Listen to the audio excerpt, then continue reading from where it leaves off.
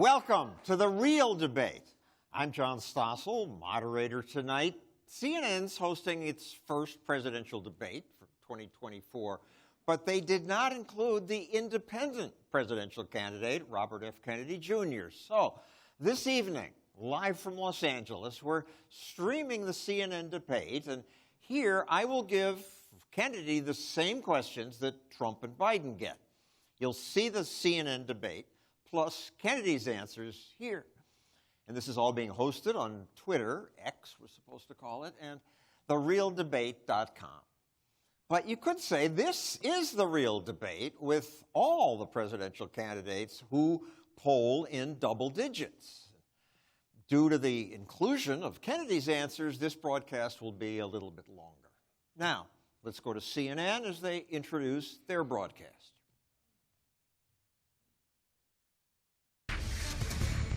We're live from Georgia, a key battleground state in the race for the White House. In just moments, the current U.S. president will debate the former U.S. president as their party's presumptive nominees, a first in American history. We want to welcome our viewers in the United States and around the world to our studios in Atlanta. This is the CNN presidential debate. This debate is being produced by CNN and is coming to you live on CNN, CNN International, CNN.com, CNN Max, and CNN Espanol. This is a pivotal moment between President Joe Biden and former President Donald Trump in their rematch for the nation's highest office. Each will make his case to the American people with just over 4 months until Election Day. Good evening, I'm Dana Bash, anchor of CNN's Inside Politics and co-anchor of State of the Union. I'm Jake Tapper, anchor of CNN's The Lead and co-anchor of State of the Union. Dana and I will co-moderate this evening. Our job is to facilitate a debate between the two candidates tonight. Before we introduce them, we want to share the rules of the debate with the audience at home. Former President Trump will be on the left side of the screen. President Biden will be appearing on the right. A coin toss determined their positions. Each candidate will have 2 minutes to answer a question and 1 minute each for responses and rebuttals. An additional minute for follow-up, clarification, or response is at the moderator's discretion. When it's time for a candidate to speak, his microphone will be turned on and his opponent's microphone will be turned off. Should a candidate interrupt when his microphone is muted, he will be difficult to understand for viewers at home. At the end of the debate, each candidate will get 2 minutes for closing statements. There is no studio audience tonight. Pre-written notes, props, or contact with campaign staff are not permitted during the debate. By accepting our invitation to debate, both candidates and their campaigns agreed to accept these rules. Now, please welcome the 46th President of the United States, Joe Biden.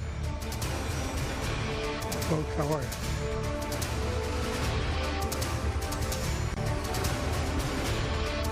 Great to be here. Thank you.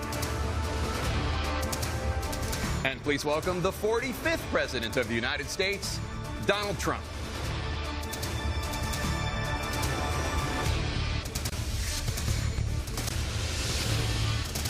And please welcome Robert Kennedy Jr. Gentlemen, thanks so much for being here. Let's begin the debate, and let's start with the issue that voters consistently say is their top concern, the economy. President Biden, Thank you. but prices remain high. Since you took office, the price of essentials has increased. For example, a basket of groceries that cost $100 then now costs more than $120. And typical home prices have jumped more than 30%. What do you say to voters who feel they are worse off under your presidency than they were under President Trump? We got to take a look at what I was left when I became president and what Mr. Trump left me. We had an economy that was in free fall. The pandemic was so badly handled. Many people were dying. All he said was, it's not that serious. Just inject a little bleach into your arm. You'll be all right. The economy collapsed. There were no jobs. Unemployment rate rose to 15%. It was terrible. And so what we had to do is try to put things back together again. And that's exactly what we began to do. We created 15,000 new jobs. We brought out in the position where we have 800,000 new manufacturing jobs. But there's more to be done. There's more to be done. Working class people are still in trouble. I come from Scranton, Pennsylvania. I come of a household where the kitchen table, if the things weren't able to be met during the month, it was a problem. Price of eggs, the price of gas, the price of housing, the price of a whole range of things. That's why I'm working so hard to make sure I deal with those problems. And we're going to make sure that we reduce the price of housing. We're going to make sure we build 2 million new units. We're going to make sure we cap rents so corporate greed can't take over. The combination, what I was left with in corporate greed, is the reason why we're in this problem right now. In addition to that, we're in a situation where if you take a look at all that was done in his administration, he didn't do much at all. By the time he left, things were in chaos. Literally chaos. And so we put things back together. We created, I said, those jobs. We make sure we had a situation where we brought down the price of prescription drugs, which is a major issue for many people, to $15 for a insulin shot as opposed to $400. No senior has to pay more than $200 for any drug, all the drugs they can include beginning next year. And the situation is and we're going to make that available to everybody, to all Americans. So we're working to bring down the price around the kitchen table, and that's what we're going to get done. Thank you. President Trump? We have the greatest economy in the history of our country. We have never done so well. Everybody was amazed by it. Other countries were copying us. We got hit with COVID. And when we did, we spent the money necessary so we wouldn't end up in a Great Depression, the likes of which we had in 1929. By the time we finished, so we did a great job. We got a lot of credit for the economy, a lot of credit for the military, and no wars, and so many other things. Everything was rocking good. But the thing we never got the credit for, and we should have, is getting us out of that COVID mess. He created mandates that was a disaster for our country. But other than that, we had given them back a country where the stock market actually was higher than pre-COVID, and nobody thought that was even possible. The only jobs he created are for illegal immigrants and bounce-back jobs, a bounce-back from the COVID. He has not done a good job. He's done a poor job, and inflation's killing our country. It is absolutely killing us. Thank you. President Biden? Well, look, the greatest economy in the world, he's the only one who thinks that, I think. I don't know anybody else who thinks he had the greatest economy in the world. And, you know, the fact of the matter is that we find ourselves in a situation where his economy, he rewarded the wealthy. He had the largest tax cut in American history, $2 trillion. He raised a deficit larger than any president has in any one term. He's the only president other than Herbert Hoover who's lost more jobs than he had when he began, since Herbert Hoover. The idea that he did something that was significant. And the military, you know, when he was president, they were still killing people in Afghanistan. He didn't do anything about that. When he was president, we were still finding ourselves in a position where you had a notion that we were this safe country. The truth is, I'm the only president this century that doesn't have this decade, that doesn't have any troops dying anywhere in the world like he did. President Trump, I want to follow up, if I can. Mr. Kennedy, the question was, people feel worse off because of inflation. And I want to thank everybody for being here and for this opportunity, and thank you, John. I also want to thank Elon Musk for live streaming this on X. CNN made some statements suggesting that might be, that he may get sued for that, and I'm very, very grateful for the courage that he's shown to protect freedom of speech in this country. I want to just orient us a little bit about why we're here tonight, and I don't want to make it sound like I'm complaining, because this isn't a personal issue. This is something that should be very troubling for our country. What happened with this debate? My uncle gave the first televised debate in 1960. Ever since then, the debate has been run by nonpartisan organizations, the League of Women Voters till 1988, and then the debating commission thereafter. And this is the first time that a private corporation owns the debate. And it's troubling because CNN is making tens of millions of dollars from this debate. And so they have an incentive to go ahead and collude with the two presidential candidates whose main purpose was to keep me off the stage. And again, this isn't a personal issue. This is something that's important for our democracy, because Americans feel like the system is rigged. And this is this collusion with a corporation, for-profit corporation, that both those campaigns are going to be pumping in tens or hundreds of millions of dollars in advertising. So it's all a big payoff. This is exactly the kind of merger of state and corporate power that I'm running in order to oppose. And Americans believe that the system is rigged against them because it is. And this is an example of how badly rigged it is. Mr. Kennedy, we're following the rules here. Your 2 minutes are up. You can do whatever you want with the minute that we give you. It's your show. You should get an introduction. I got to follow up. We're going back to the debate. I got to follow up, right? Well, I'm going to ask you a follow-up. You can do not whatever according to the weird person in my ear here. Tariff on all goods coming into the U.S.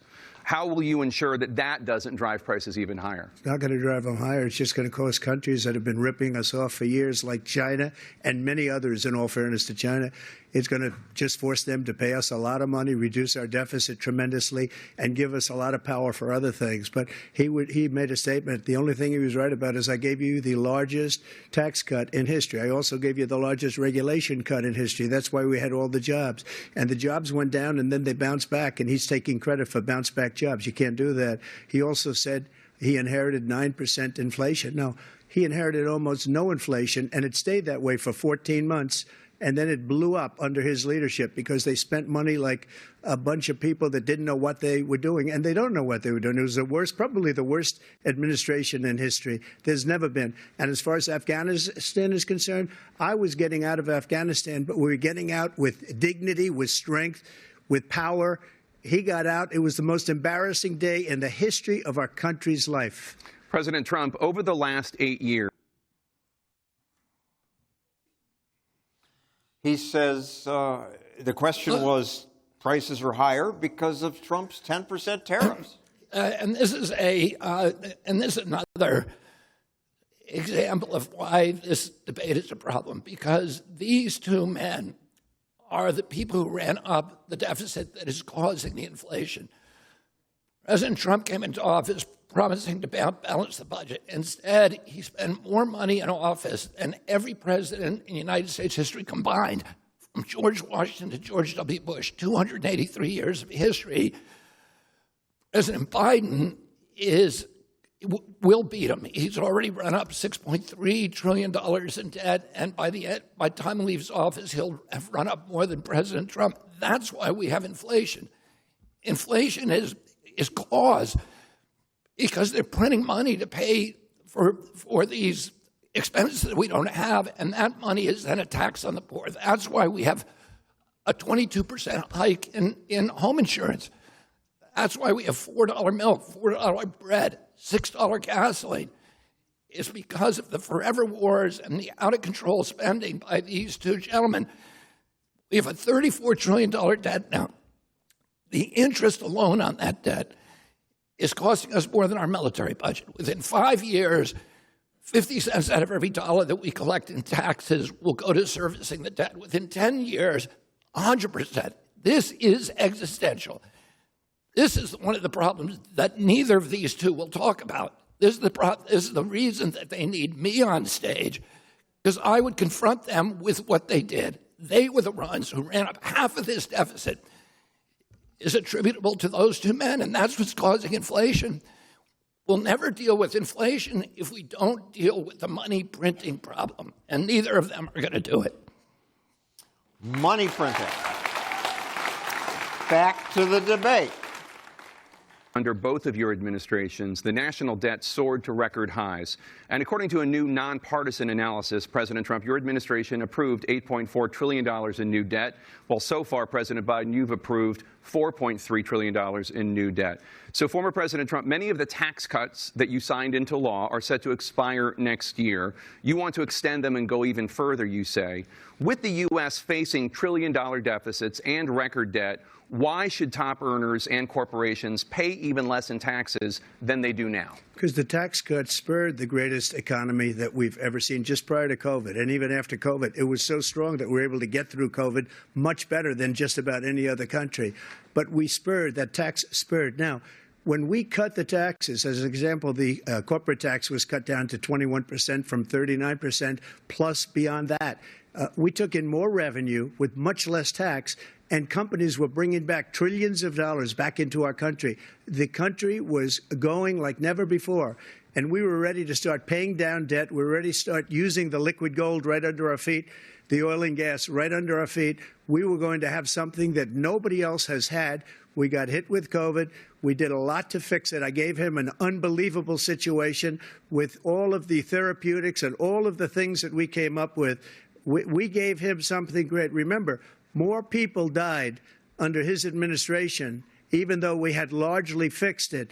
More people died under his administration than our administration, and we were right in the middle of it, something which a lot of people don't like to talk about.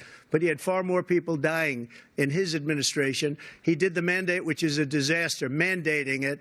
The vaccine went out. He did a mandate on the vaccine, which is the thing that people most objected to about the vaccine. And he did a very poor job, just a very poor job. And I will tell you, not only poor there, but throughout the entire world, we're no longer respected as a country. They don't respect our leadership. They don't respect the United States anymore. We're like a third world nation between weaponization of his election, trying to go after his political opponent. All of the things he's done, we've become like a third world nation, and it's a shame. The damage he's done to our country. And I'd love to ask him, and will, why he allowed millions of people to come in here from prisons, jails, and mental institutions to come into our country and destroy our country. President Trump, we will get to immigration later in this block. President Biden, I want to give you an opportunity to respond to this question about the national debt. He had the largest national debt of any president in a four-year period, number one. Number two, that $2 trillion tax cut benefited the very wealthy. What I'm going to do is fix the tax system. For example, we have 1,000 trillionaires in America. Billionaires in America. And what's happening? They're in a situation where they, in fact, pay 8.2% in taxes. If they just paid 24%, 25%, either one of those numbers, they'd raise $500 billion, I should say, in a 10-year period. We'd be able to wipe out his debt. We'd be able to help make sure that all those things we need to do, child care, elder care, making sure that we continue to strengthen our health care system, making sure that we're able to make every single solitary person eligible for what I've been able to do with the COVID, with dealing with everything we have to do with, look, if we finally beat Medicare. Thank you, President Biden. President Trump? Well, he's right. He did beat Medicare. He beat it to death, and he's destroying Medicare because all of these people are coming in. They're putting them on Medicare. They're putting them on Social Security. They're going to destroy Social Security. This man is going to single-handedly destroy Social Security. These millions and millions of people coming in, they're trying to put them on Social Security. He will wipe out Social Security. He will wipe out Medicare. So he was right in the way he finished that sentence. And it's a shame. What's happened to our country in the last 4 years is not to be believed. Foreign countries, I'm friends with a lot of people, they cannot believe what happened to the United States of America. We're no longer respected. They don't like us. We give them everything they want, and they think we're stupid. They think we're very stupid people. What we're doing for other countries, and they do nothing for us. What this man has done is absolutely criminal. Mr. Kennedy, to give you the same question, before they veered off, the question was taxes. Trump says lower taxes, more stimulus. Biden says higher taxes, more money comes. Thank you, President. Well, President Trump is, I think, right. He did have a strong economy, but anybody can have a strong economy by borrowing $8 trillion because you're forcing our children to pay for our present-day prosperity with this enormous debt, which ultimately is paid by the poor, by people with fixed incomes. I want to address the area that they veered into, which is COVID management. This is another illustration about why this is so problematical, because these two presidents shut down every business in our country. 3.3 million businesses with no due process, no just compensation. They have 41% of the black-owned businesses that they closed will never reopen. There was no scientific reason to do this. There was no public hearings. They made a bad mistake, and that was the worst financial mistake in American history. They shifted $4.3 trillion upward to this new oligarchy of billionaires that he was talking about. They created a billionaire a day in 500 days. And one of the problems is that CNN was their biggest cheerleader. Oh, and the same company, BlackRock, the same company, the biggest shareholders, the company that owns CNN are BlackRock, State Street, and Vanguard. Those are the same companies that own Pfizer. Pfizer's the biggest advertiser. So they were all in cahoots in telling us what we needed to do, and we ended up having the worst record of body count of any country in the world. We had 16% of the COVID deaths under these two presidents. We only have 4% of the world's population. Oh, I don't know why people are getting awards or they're all patting each other on the back. We literally, whatever we were doing was wrong because everybody else in the world did better than us. CNN questions. This is the first presidential election since the Supreme Court overturned Roe v. Wade. This morning, the court ruled on yet another abortion case, temporarily allowing emergency abortions to continue in Idaho, despite that state's restrictive ban. Former President Trump, you take credit for the decision to overturn Roe v. Wade, which returned the issue of abortion to the states. Correct. However, the federal government still plays a role in whether or not women have access to abortion pills. They're used in about 2/3 of all abortions. As president, would you block abortion medication? First of all, the Supreme Court just approved the abortion pill, and I agree with their decision to have done that, and I will not block it. And if you look at this whole question that you're asking, complex but not really complex. 51 years ago, you had Roe v. Wade, and everybody wanted to get it back to the states. Everybody, without exception. Democrats, Republicans, liberals, conservatives. Everybody wanted it back. Religious leaders. And what I did is I put 3 great Supreme Court justices on the court, and they happened to vote in favor of killing Roe v. Wade and moving it back to the states. This is something that everybody wanted. Now, 10 years ago or so, they started talking about how many weeks and how many this, getting into other things. But every legal scholar throughout the world, the most respected, wanted it brought back to the states. I did that. Now the states are working it out. If you look at Ohio, it was a decision that was an end result that was a little bit more liberal than you would have thought. Kansas, I would say the same thing. Texas is different. Florida is different. But they're all making their own decisions right now. And right now, the states control it. That's the vote of the people. Like Ronald Reagan, I believe in the exceptions. I am a person that believes. And frankly, I think it's important to believe in the exceptions. Some people, you have to follow your heart. Some people don't believe in that. But I believe in the exceptions for rape, incest, and the life of the mother. I think it's very important. Some people don't. Follow your heart. But you have to get elected also. And because that has to do with other things. You got to get elected.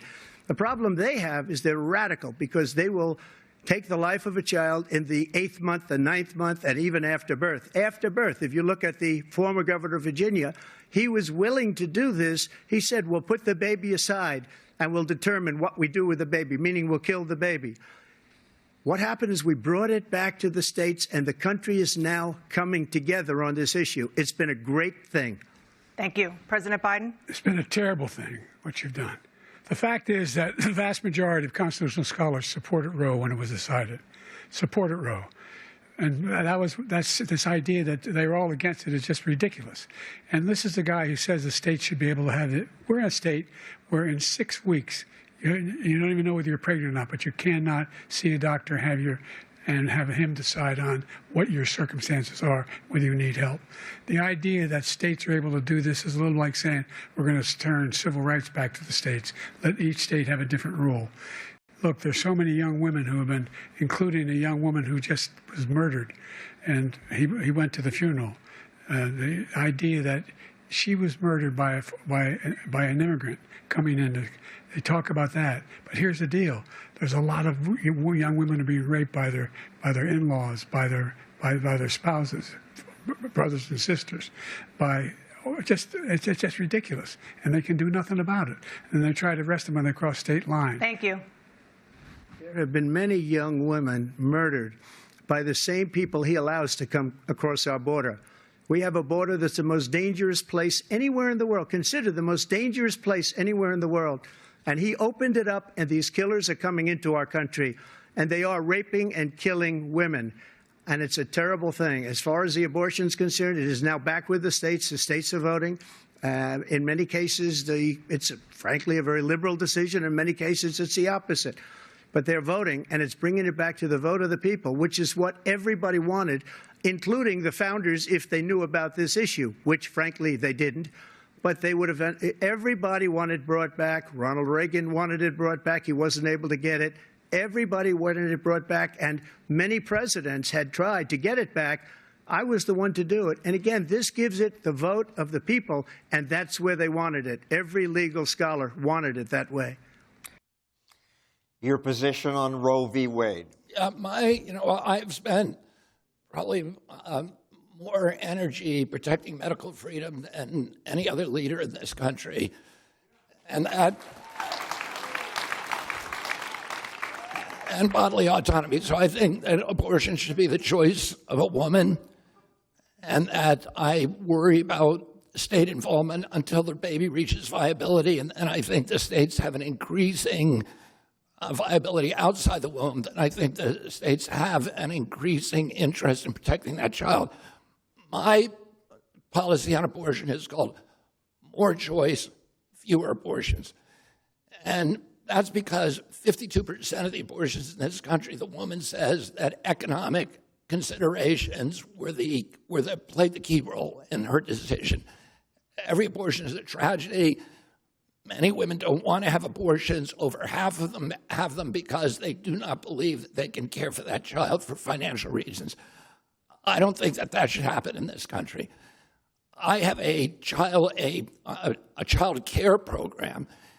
As I talked to you before, every dollar that we spend on weapons provides about 2 jobs. Every $1 million that we spend on weapons provides 2 jobs, creates 2 jobs. Every $1 million that we spend on child care creates 22 jobs.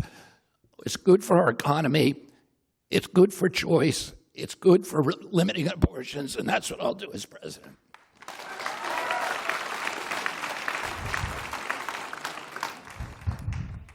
Abortion, President Biden, 7 states, I'll let you do that. This is the same topic. 7 states have no legal restrictions on how far into a pregnancy a woman can obtain an abortion. Do you support any legal limits on how late a woman should be able to terminate a pregnancy? I supported Roe v. Wade, which had 3 trimesters. The first time is between the woman and the doctor. Second time is between the doctor and an extreme situation.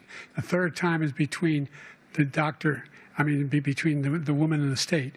The idea that the politicians, that the founders wanted the politicians to be the ones making decisions about women's health is ridiculous. That's the last. No politician should be making that decision. A doctor should be making those decisions. That's how it should be run. That's what you're going to do. And if I'm elected, I'm going to restore Roe v. Wade. So that means he can take the life of the baby in the 9th month and even after birth, because some states, Democrat-run, take it after birth. Again, the former governor of Virginia, put the baby down, then we decide what to do with it. So he's willing to, as we say, rip the baby out of the womb in the 9th month and kill the baby. Nobody wants that to happen, Democrat or Republican. Nobody wants it to happen. That is simply not true. That Roe v. Wade does not provide for that. That's not the circumstance. Only if a woman's life is in danger, she's going to die. That's the only circumstance in which that can happen. But we are not for late-term abortion, period. Period, period. Under Roe v. Wade, you have late-term abortion. You can do whatever you want, depending on the state. You can do whatever you want. We don't think that's a good thing. We think it's a radical thing. We think the Democrats are the radicals, not the Republicans. For 51 years, that was the law. 51 years, constitutional scholarship said it was the right way to go. 51 years, and it was taken away because this guy put very conservative members on the Supreme Court. He takes credit for taking it away.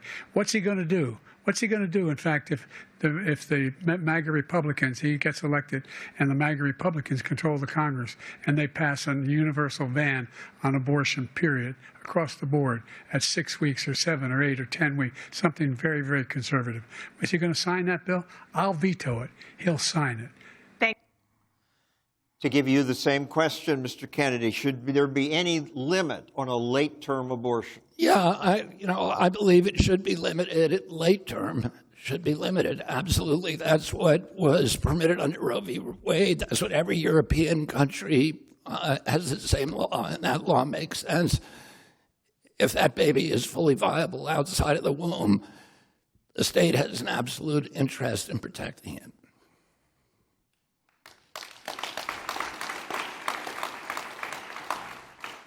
To the issue of immigration and border security, President Biden, a record number of migrants have illegally crossed the southern border on your watch, overwhelming border states and overburdening cities such as New York and Chicago, and in some cases causing real safety and security concerns. Given that, why should voters trust you to solve this crisis?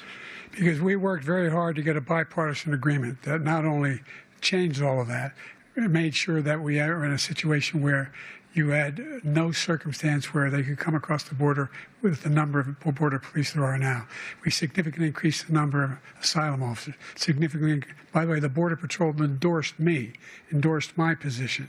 In addition to that, we found ourselves in a situation where when he was president, he was separating babies from their mothers, putting them in cages, making sure the families were separated. That's not the right way to go. What I've done since I've changed the law, what's happened? I've changed it in a way that now you're in a situation where there are 40% fewer people coming across the border illegally. That's better than when he left office. And I'm going to continue to move until we get the total ban on the total initiative relative to what we're going to do with more Border Patrol and more asylum officers. President Trump? I really don't know what he said at the end of that sentence. I don't think he knows what he said either. Look, we had the safest border in the history of our country. The border, all he had to do was leave it. All he had to do was leave it.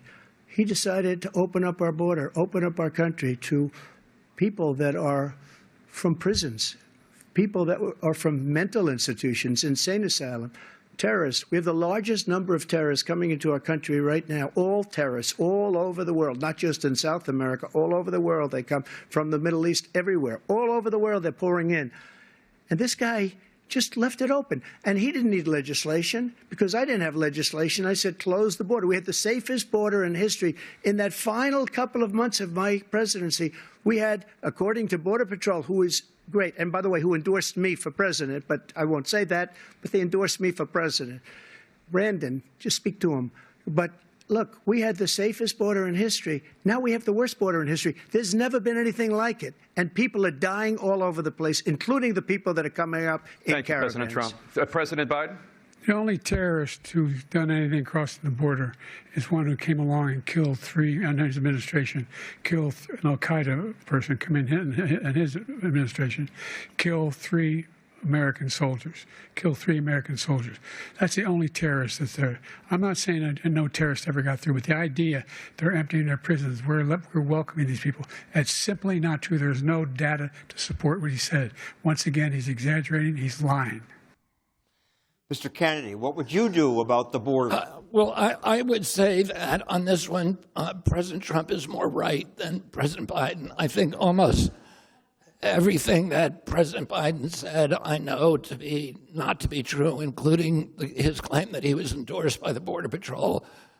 And the border, there's been at least 7 million people who've come across the border, and they've come across principally, and this is without the gotaways, which are another 2 million. So those are the people who don't go through the gaps in the wall. President Biden, when he became president, ordered a stop on the construction of the wall. That's the problem. There are 27 gaps in the wall, and I stood in Yuma, Arizona between 2 a.m. and 4 a.m. in the morning, and I watched 300 people come across, and I interviewed half of them. The first 110 came from West Africa. They're young men of military age. The second 110 were from Asia, from Azerbaijan, from Nepal, from Tibet, from Bangladesh. Most of them were from China. None of them, only 2 people the entire night that I interviewed had asylum claims. Only 2 people, and they were both from the only people from Latin America, from Colombia and Peru. I think what President Trump is saying, I don't know how many terrorists have come across. I know the Border Patrol is extremely worried about that. And what's happening is not sustainable. President Biden ordered the deconstruction of fences, the censoring systems were taken down. I can't tell you why.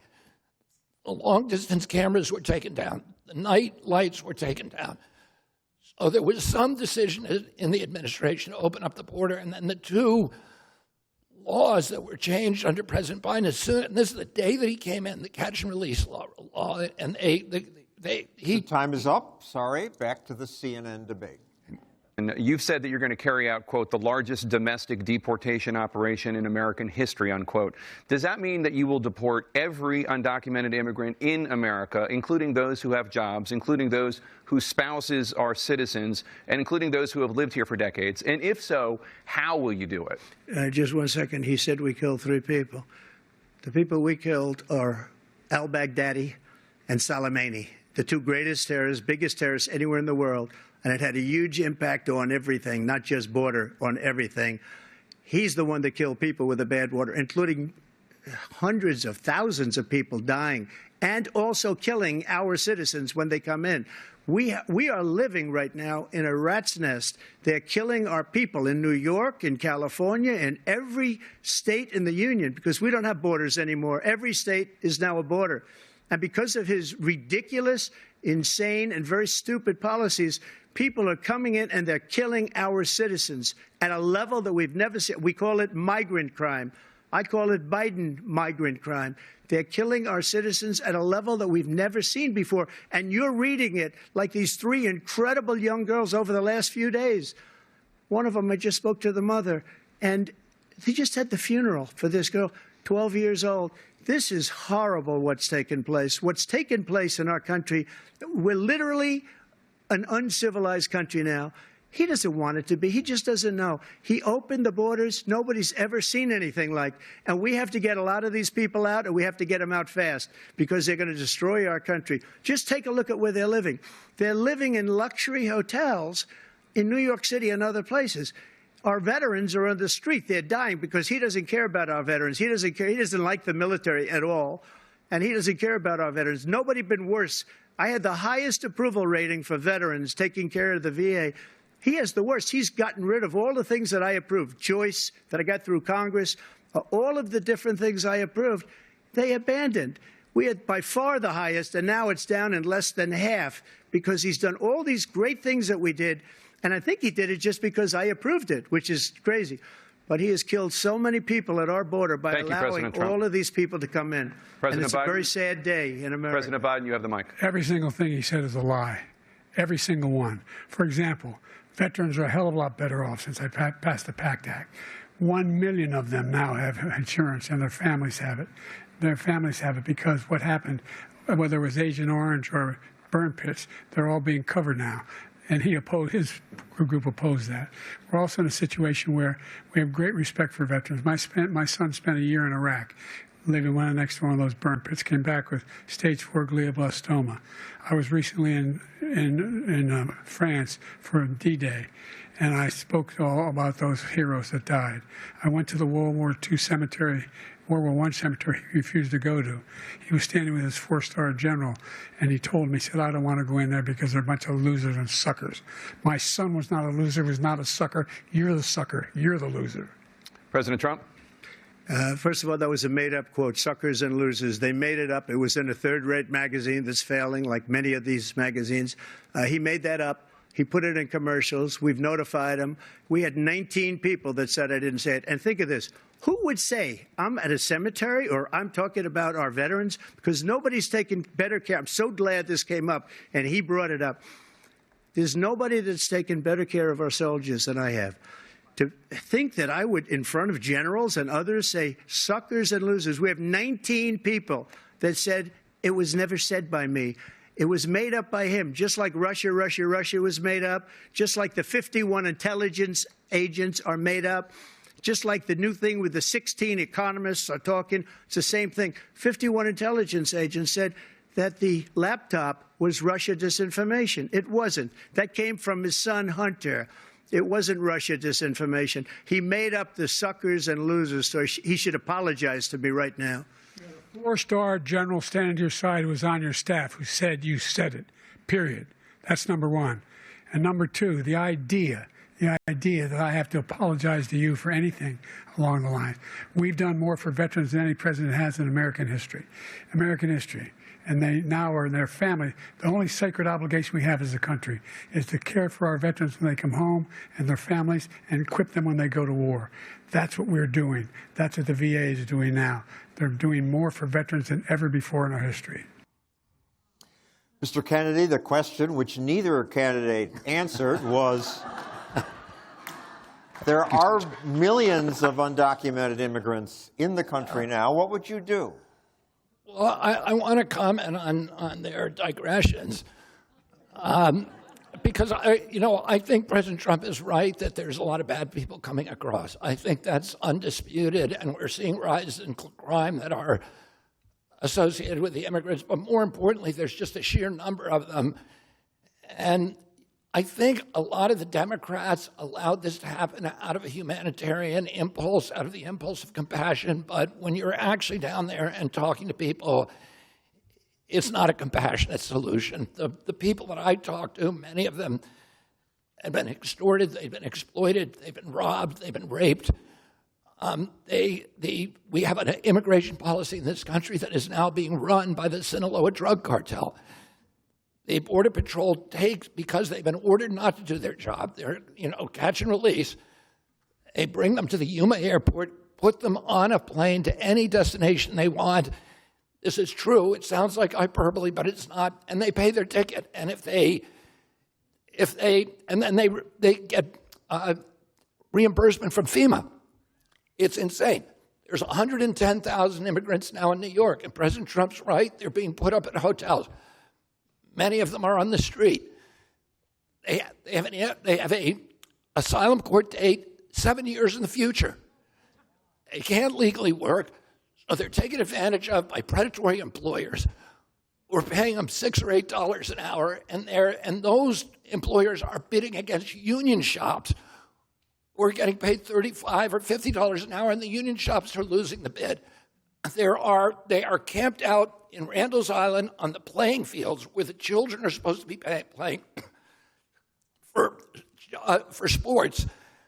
Those fields were closed during COVID. So these kids, these wonderful New York City kids, were scholarship tracked, could not play their sport, and their lives were, and now the same thing's happening. They can't play their sport because there's immigrants. Time is up here. Now, 3 candidates did not answer the question.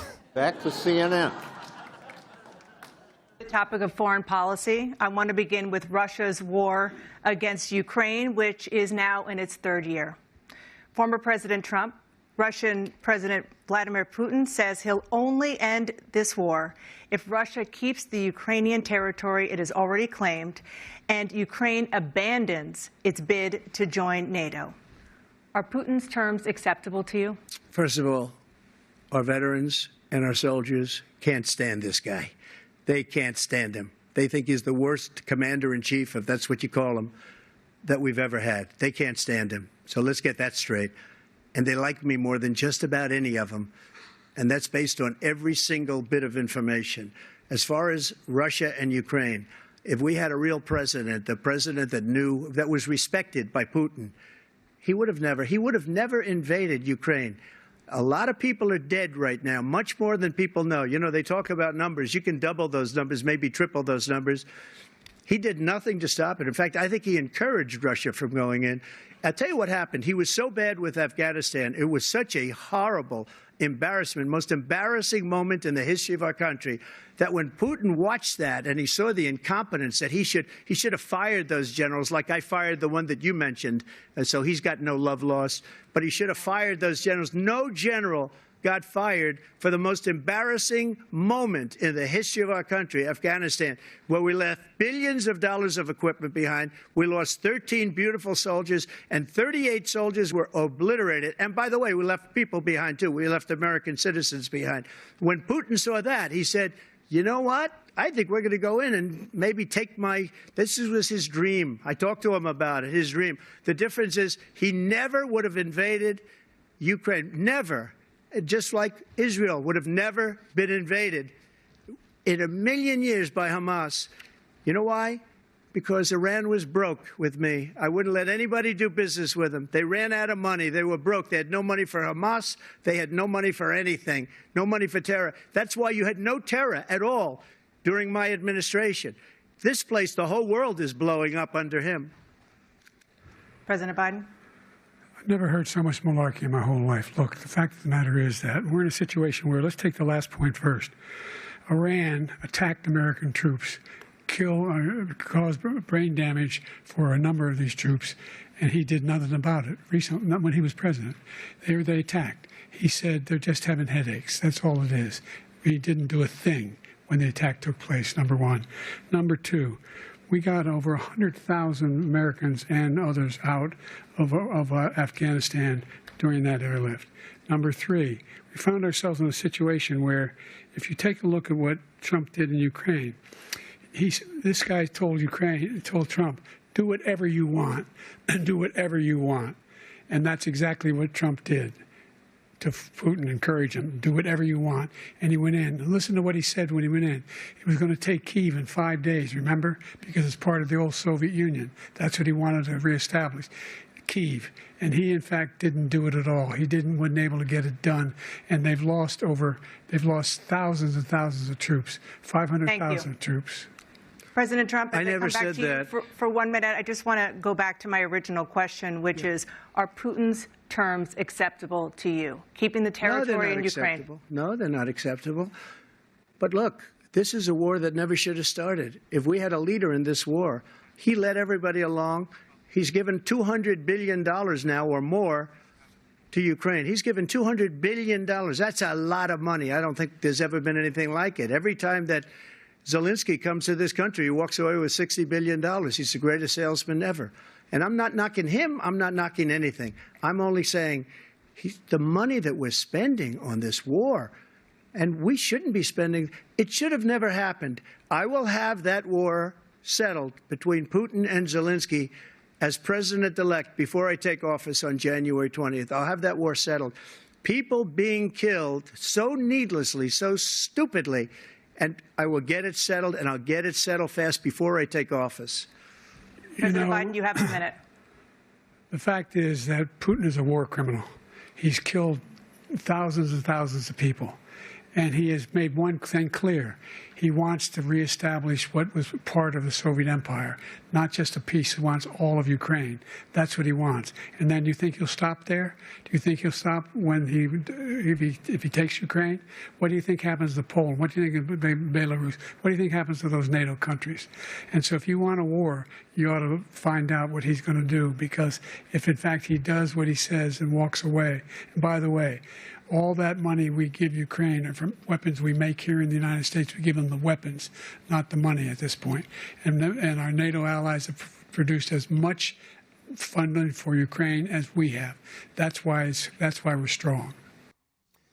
Mr. Kennedy, the original question, if anyone remembers it, it was a good one. It's, you say you want to negotiate with Putin. What if Putin says, just let us keep the territory we have, and don't have Ukraine join NATO? Acceptable? That is Putin's, right now, his opening bargaining position. Putin has been asking to settle this war from the beginning. In fact, he agreed to 2 separate treaties, the Minsk Accords, in 2019, which Zelensky ran in 2019 and ran promising to sign the Minsk Accords. And really the only thing Putin wanted was to keep NATO out of the Ukraine. He then, in 2022, right after he first invaded with only 40,000 troops, what President Biden said there is absolute baloney.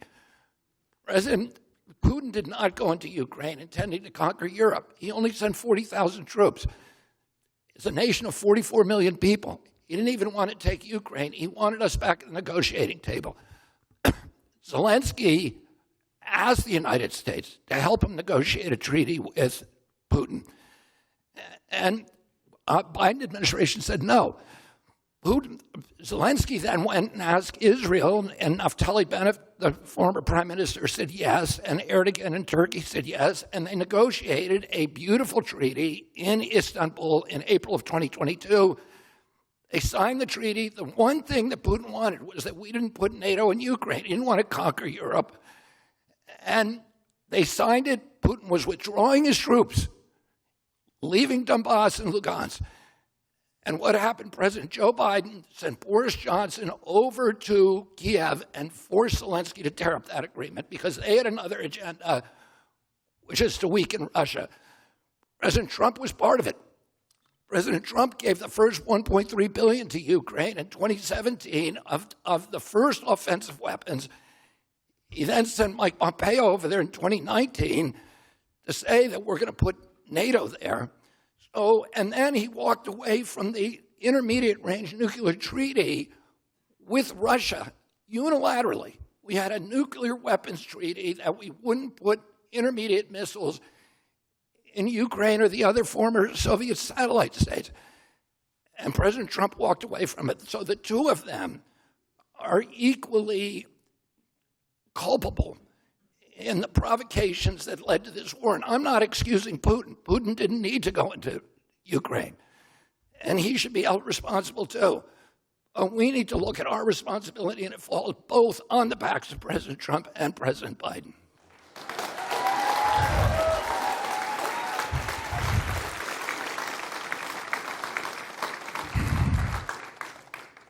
Moving on to the Middle East. In October, Hamas attacked Israel, killing more than 1,000 people and taking hundreds of hostages. Among those held and thought to still be alive are 5 Americans. Israel's response has killed thousands of Palestinians and created a humanitarian crisis in Gaza. President Biden, you've put forward a proposal to resolve this conflict, but so far Hamas has not released the remaining hostages, and Israel is continuing its military offensive in Gaza. So what additional leverage will you use to get Hamas and Israel to end the war? You have 2 minutes. Number one, everyone from the United Nations Security Council straight through to the G7 to the Israelis and Netanyahu himself have endorsed the plan I put forward. Which has 3 stages to it. The first stage is trade the hostages for a ceasefire. Second phase is a ceasefire with additional conditions. The third phase is the end of the war. The only one who wants the war to continue is Hamas, number one. They're the only ones standing out. We're still pushing hard to get them to accept. In the meantime, what's happened? In Israel, we're finding that the only thing I've denied Israel was 2,000-pound bombs. They don't work very well in populated areas. They kill a lot of innocent people. We're providing Israel with all the weapons they need and when they need them.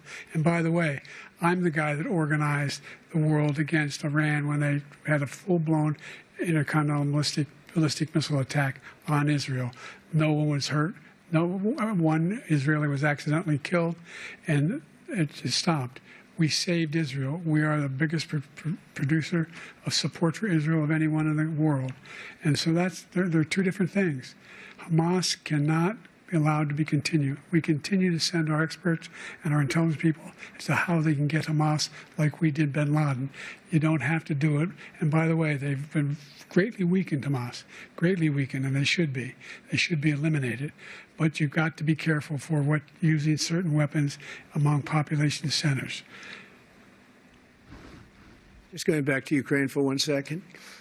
We have an ocean separating us. The European nations together have spent $100 billion or maybe more than that, less than us. Why doesn't he call them and say, you got to put up your money like I did with NATO? I got them to put up hundreds of billions of dollars. The Secretary General of NATO said Trump did the most incredible job I've ever seen. They wouldn't have any. They were going out of business. We were spending almost 100% of the money was paid by us. He didn't do that. He's getting all. You got to ask these people to put up the money. We're over $100 billion more spent, and it has a bigger impact on them because of location, because we have an ocean in between. You got to ask them. As far as Israel and Hamas, Israel's the one that wants to go. He said the only one who wants to keep going is Hamas. Actually, Israel is the one, and you should let him go and let him finish the job. He doesn't want to do it. He's become like a Palestinian, but they don't like him because he's a very bad Palestinian. He's a weak one. President Biden, you have a minute. I've never heard so much foolishness. This is a guy who wants to get out of NATO. You're going to stay in NATO? He's going to pull out of NATO. The idea that we have, our strength lies in our alliances as well. It may be a big ocean, but we're ever able to avoid a war in Europe, a major war in Europe? What happens if, in fact, you have Putin continue to go into NATO? We have an Article 5 agreement. Attack on one is attack on all. You want to start the nuclear war he keeps talking about, go ahead. Let Putin go in and control Ukraine and then move on to Poland and other places. You see what happens then. He has no idea what the hell he's talking about. And by the way, I got 50 other nations around the world to support Ukraine, including Japan and South Korea, because they understand that this kind of dislocation has a serious threat to the whole world peace. No major war in Europe has ever been able to be contained just to Europe. Again, Mr. Kennedy, you may have forgotten the original question, which was, as president, what leverage would you use to get Hamas and Israel to end the war? Well, I would have used more diplomacy from the beginning. I think we have to recognize a couple of things. One is we're a nation of compassion. All of us are heartbroken by seeing the bloodshed that's happening in Gaza. All of us are affected and horrified by the injuries to the civilians in Gaza and the damage to the innocents in Gaza. We also have to understand that Israel is in an existential battle now, and that Hamas, which is a genocidal organization, which is pledged to Israel's annihilation, it's pledged to the extermination of Jews, and it does not want a two-state solution. It wants a one-state solution, which is Israel gone. And it actually has in its charter a provision that says that it is against Islamic law to even negotiate with Israel. Oh, Israel's in a five-front war with Hamas, which is a proxy of Iran, with the Shia militias in Iraq and Syria, with Hezbollah, these are all proxies of Iran, in Lebanon, and with the Houthis in Yemen. And it's being attacked on two fronts right now. It is at full war with Hezbollah. And we have to let Israel disarm Hamas. We have to support them. Israel's our oldest ally. It is the only democracy in the Mideast. If you can imagine what a world would be like without Israel, for the first time in 80 years, people are entertaining that possibility that in 5 or 10 years, Israel may not exist because they're no longer dealing with weakened forces that they were in the 2000s and 1967 and 1956, et cetera. Hezbollah is the most proficient guerrilla army in the world, probably in history. Iran is now a superpower in the Mideast and has the capacity to maintain a war. So we need, and to wipe out Israel. We need to support Israel, but we need to use diplomacy, and the people in the White House are not capable of doing that. We need to bring in President Xi. We need to bring in President Putin. We even need to be negotiating with Iran. And the neocons in the White House see us as a bipolar world where the United States is dominating the world and won't negotiate with anybody, and that is the problem that caused this. Back to CNN. Support the creation of an independent Palestinian state in order to achieve peace in the region? I'd have to see, but before we do that, the problem we have is that we spend all the money. So they kill us on trade. I made great trade deals with the European nations because if you add them up, they're about the same size economically. Their economy is about the same size as the United States. And they were no cars, they don't want anything that we have, but we're supposed to take their cars, their food, their everything, their agriculture. I changed that. But the big thing I changed is they don't want to pay. And the only reason that he can play games with NATO is because I got them to put up hundreds of billions of dollars. I said, and he's right about this, I said, no, I'm not going to support NATO if you don't pay. They asked me that question. Would you guard us against Russia at a very secret meeting of the 28 states at that time, nations at that time? And they said, no, if you don't pay, I won't do that. And you know what happened? Billions and billions of dollars came flowing in the next day and the next months. But now we're in the same position. We're paying everybody's bills. The question was actually, would you support an independent Palestinian state? I'd like to answer the NATO question. I think that you've got 2 minutes for what you do with it. NATO. When NATO was created, it was a bulwark against Soviet expansion. President Eisenhower said in 1959, if we do our job with NATO, it will be gone in 10 years. And NATO has now become an instrument for the neocon ideology, which is the ideology that is bankrupting our country. It's bankrupt. We have a huge military budget. We have double the military budget that we had in real dollars than at the height of the Cold War. That money is not being used for self-defense. That money is being used for world domination and to make America the policeman of the world. NATO is the instrument of that. I'm not going to abolish NATO. I'm going to change the function of NATO so that it becomes an instrument of peace and not an instrument of U.S. global domination abroad.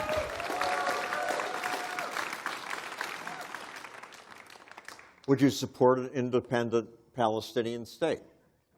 I think that has to be decided between Israel and Palestine. Back to CNN. Democracy. Former President Trump, I want to ask you about January 6, 2021. After you rallied your supporters that day, some of them stormed the Capitol to stop the constitutionally mandated counting of electoral votes. As president, you swore an oath to, quote, preserve, protect, and defend, unquote, the Constitution.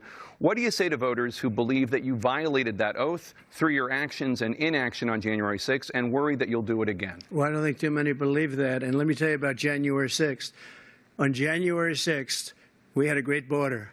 Nobody coming through, very few. On January 6th, we were energy independent. On January 6th, we had the lowest taxes ever. We had the lowest regulations ever. On January 6th, we were respected all over the world. All over the world, we were respected. And then he comes in, and we're now laughed at. We're like a bunch of stupid people. What happened to the United States' reputation under this man's leadership is horrible, including weaponization, which I'm sure at some point you'll be talking about, where he goes after his political opponent because he can't beat him fair and square. You have 80 seconds left. My question was, what do you say to those voters who believe that you violated your constitutional oath through your actions and inaction on January 6, 2021, and worry that you'll do it again? Well, I didn't say that to anybody. I said peacefully and patriotically. And Nancy Pelosi, if you just watched the news from 2 days ago, on tape to her daughter, who's a documentary filmmaker, they say. But she's saying, oh, no, it's my responsibility. I was responsible for this. Because I offered her 10,000 soldiers or National Guard, and she turned them down. And the mayor in writing, by the way, the mayor, in writing, turned it down, the mayor of D.C. They turned it down. I offered 10,000 because I could see. I had virtually nothing to do. They asked me to go make a speech. I could see what was happening. Everybody was saying they're going to be there on January 6th. They're going to be there. And I said, you know what? There's a lot of people coming. You could feel it. You could feel it, too, and you could feel it. And I said, they ought to have some National Guard or whatever. And I offered it to her. And she now admits that she turned it down. And it was the same day she was, I don't know, she can't be very happy with her daughter because it made her into a liar. She said, I take full responsibility for January 6th. President Biden? Look, he encouraged those folks to go up on Capitol Hill, number one. I sat in the dining room off the Oval Office. He sat there for 3 hours watching, begging, being begged by his vice president and a number of his colleagues on the Republican side as well to do something, to call for a stop, to end it. Instead, they talked about these people being patriots and great patrons of America. In fact, he says he'll now forgive them for what they've done. They've been convicted. He says he wants to commute their sentences and say that no. But he went to every single court in the nation. I don't know how many cases, scores of cases, including the Supreme Court, and they said no, this guy is responsible for doing what was done. He didn't do a damn thing, and these people should be in jail, and they should be the ones who are being held accountable. And he wants to let them all out, and now he says if he loses again, such a whiner that he is, that it could be a bloodbath. Thank you, President Biden. President Trump? What they've done to some people that are so innocent, you ought to be ashamed of yourself. What you have done, how you've destroyed the lives of so many people. When they ripped down Portland, when they ripped down many other cities, you go to Minnesota, Minneapolis, what they've done there with the fires all over the city. If I didn't bring in the National Guard, that city would have been destroyed. When you look at all of they took over big chunks of Seattle. I was all set to bring in the National Guard. They heard that. They saw them coming, and they left immediately. What he said about this whole subject is so off. Peacefully patriotic. One other thing. The Unselect Committee, which is basically two horrible Republicans that are all gone now out of office, and Democrats, all Democrats, they destroyed and deleted all of the information they found because they found out we were right. We were right. And they deleted and destroyed all of the information. They should go to jail for that. If a Republican did that, they'd go to jail. Thank you, President Trump. President Biden, I want to give you a minute. The only person on this stage is a convicted felon is the man I'm looking at right now. And the fact of the matter is, what he's telling you is simply not true. The fact is that there was no effort on his part to stop what was going on up in Capitol Hill. And all those people, every one of those who were convicted, deserves to be convicted. The idea that they didn't kill somebody, just went in and broke down doors, broke the windows, occupied offices, turned over desks, turned them over statues. The idea that those people are patriots? Come on. When I asked him the first two debates we had, first time around, I said, will you denounce the Proud Boys? He said, no, I'll tell them to stand by. The idea he's refusing, will you denounce these guys? Will you denounce the people we're talking about now?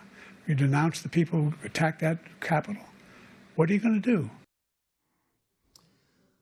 Okay, well, January 6th obviously doesn't apply to you, but when would you bring in the National Guard? Well, let me comment on what they were saying. I don't know if President Trump obstructed the orderly transition of power, which is one of the keystones of American democracy, and if he did, and he should be punished for it. He should be held accountable. But to me, there's a larger issue, which is that both these presidents swore to uphold the Constitution. They're both wearing American flag pins on their vests, on their lapels. That's easy to do. That's an accessory. That's an accoutrement. It's a badge of patriotism. But real patriotism means protecting the United States Constitution. And and both of them subverted the right to free speech, the most important right. President Biden, 37 hours after he took the oath of office, was ordering social media sites to censor his political opponents. I'm not just talking about me, and I'm not just talking about COVID, but on all kinds of issues like Ukraine, et cetera. This has never happened in American history. He opened a portal. The FBI, the CIA, CISA, NIH, DHS, the IRS, and other agencies to go in and tamper with social media sites to take out things that were not politically palatable. They violated freedom of worship, the two of them, by shutting down every church in this country with no scientific citation. They violated freedom of assembly with mass regulations that, again, the top scientists in this country, Anthony Fauci, admitted to Congress 2 weeks ago that they were not scientifically based.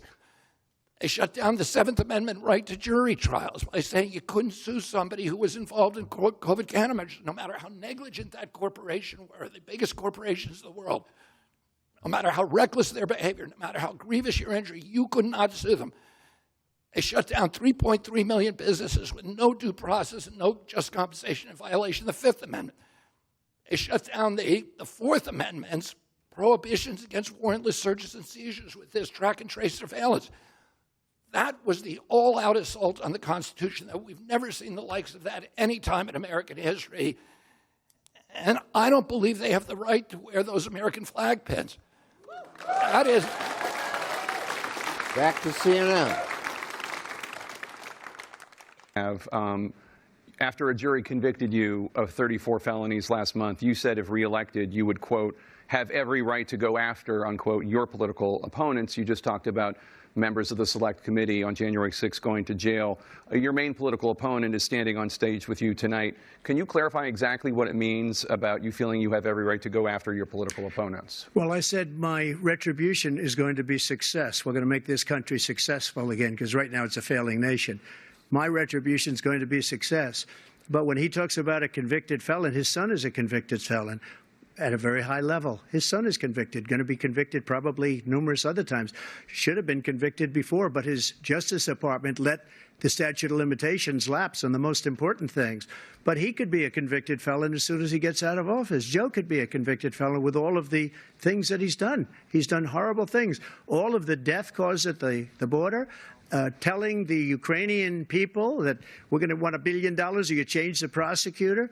Otherwise, you're not getting $1 billion. If I ever said that, that's quid pro quo. That we're not going to do anything. We're not going to give you $1 billion unless you change your prosecutor having to do with the son. This man is a criminal. This man, you're lucky. You're lucky. I did nothing wrong. We'd have a system that was rigged and disgusting. I did nothing wrong. Thank you, President Trump. President Biden, you have said, I'm coming right to you, sir. Well, you want to respond? Go ahead. I'll give you a minute to respond. The idea that I did anything wrong relative to what you're talking about is outrageous. It's simply a lie, number one. Number two, the idea that you have a right to seek retribution against any American just because you're president is wrong. It's simply wrong. No president's ever spoken like that before. No president in our history has spoken like that before. Number three, the crimes that you are still charged with, and think of all the civil penalties you have. How many billions of dollars do you owe in civil penalties for molesting a woman in public, for doing a whole range of things, of having sex with a porn star on the night while your wife was pregnant? I mean, what are you talking about? You have the morals of an alley cat. Give you a minute, sir. I didn't have sex with a porn star, number one. Number two, that was a case that was started and moved. They moved a high-ranking official, a DOJ, into the Manhattan DA's office to start that case. That case is going to be appealed and won. We had a very terrible judge, a horrible judge, Democrat. The prosecutor were all high-ranking Democrats, appointed people, and both the civil and the criminal. He basically went after his political opponent because he thought it was going to damage me. But when the public found out about these cases, because they understand it better than he does, he has no idea what these cases are. But when they found out about these cases, you know what they did? My poll numbers went up, way up. You know that because you're reporting it. And we took in more money in the last 2 weeks than we've ever taken in the history of any campaign. I don't think any campaign has ever taken. Hundreds of millions of dollars came pouring in because the public knows it's a scam, and it's a guy that's after his political opponent because he can't win fair and square. Thank you, President. Again, the question doesn't really apply to you, but what do you think about the lawsuits against Donald Trump? Well, here's what I say. President Biden made the point that it's wrong for a federal official to use his federal governmental powers. It's an abuse of power to use that to punish or disadvantage his political opponents. President Biden is doing that every day. They've denied me Secret Service. President Biden, I'm the first candidate since my father was killed. When my father was killed, Secret Service became available to political candidates prior to the convention. 33 political candidates have been given that prior to the 100-day cutoff, 120-day cutoff, and most of them with polling number a tiny fraction of what I have. President Biden, I am the first candidate since 1968 to request Secret Service protection in which it's been denied. And that is a way of using weaponizing the federal agencies to punish a political opponent. I think President Trump was right. I'm not a fan of President Trump. I'm running against him. I think he was a bad president. But he's right that it's shocking that 51 CIA agents signed this document saying that the Hunter Biden laptop was a Russian hoax. And they were accusing the Russians of tampering with our election. It was actually the CIA tampering with the election. I want to say this, too. President Biden is now deployed. He's got $3 billion from big corporations in this country. He's using that corporate money to sue me in virtually every state to keep me off the ballot. That's not democratic. We all, President Biden, a couple of days ago, let me just finish this. President Biden was criticizing and ridiculing Vladimir Putin for getting 88% of the vote in Russia. Kennedy, I'm going to hold you to the time limit. Let me just finish this point. The way that Putin got 88% of the vote was by censoring his opponents on state-owned television, all the national TV networks, and by making sure they didn't get on the ballot. We should not be doing that here in this country. We should be an example of something better.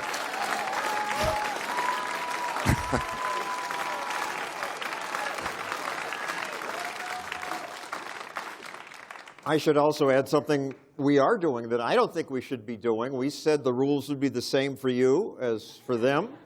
I've been asking my ear to give you more time, but I don't think that's right, so I'm going to stop doing that. Back to CNN. President Biden, you have said, quote, Donald Trump and his MAGA Republicans are determined to destroy American democracy. Do you believe that the tens of millions of Americans who are likely to vote for President Trump will be voting against American democracy? The more they know about what he's done, yes. The more they know about what he's done. And there's a lot more coming. He's got a lot of cases down the road coming around. He's got a whole range of issues he has to face. I don't know what the juries will do, but I do know he has a real problem. And so the fact that, could you ever think you heard any president say that I'm going to seek retribution? Do you ever hear any president say that I thought Hitler had some good ideas? What got me involved to run in the first place after my son had died, I decided in Iraq, because of Iraq, I said I wasn't going to run again until I saw what happened in Charlottesville, Virginia. People coming out of the woods carrying swastikas on torches, and singing the same anti-Semitic bile they sang when back in Germany. And the young woman got killed. I spoke to the mother, and they asked him. They said, "What do you think of those people? The people the ones who got killed, the one who tried to stop it, and the ones," he said, "I think they're fine people on both sides." What American president would ever say Nazis coming out of fields carrying torches, singing the same anti-Semitic bile, carrying swastikas were fine people? And this is a guy who says Hitler's done some good things. I'd like to know what they are. The good things Hitler's done, that's what he said. This guy has no sense of American democracy. President Trump. Jake, both of you know that story has been totally wiped out, because when you see the sentence, it said 100% exoneration on this. So he just keeps it going. He says he ran because of Charlottesville. He didn't run because of Charlottesville. He ran because it was his last chance. He's not equipped to be president. You know it, and I know it. It's ridiculous. We have a debate. We're trying to justify his presidency.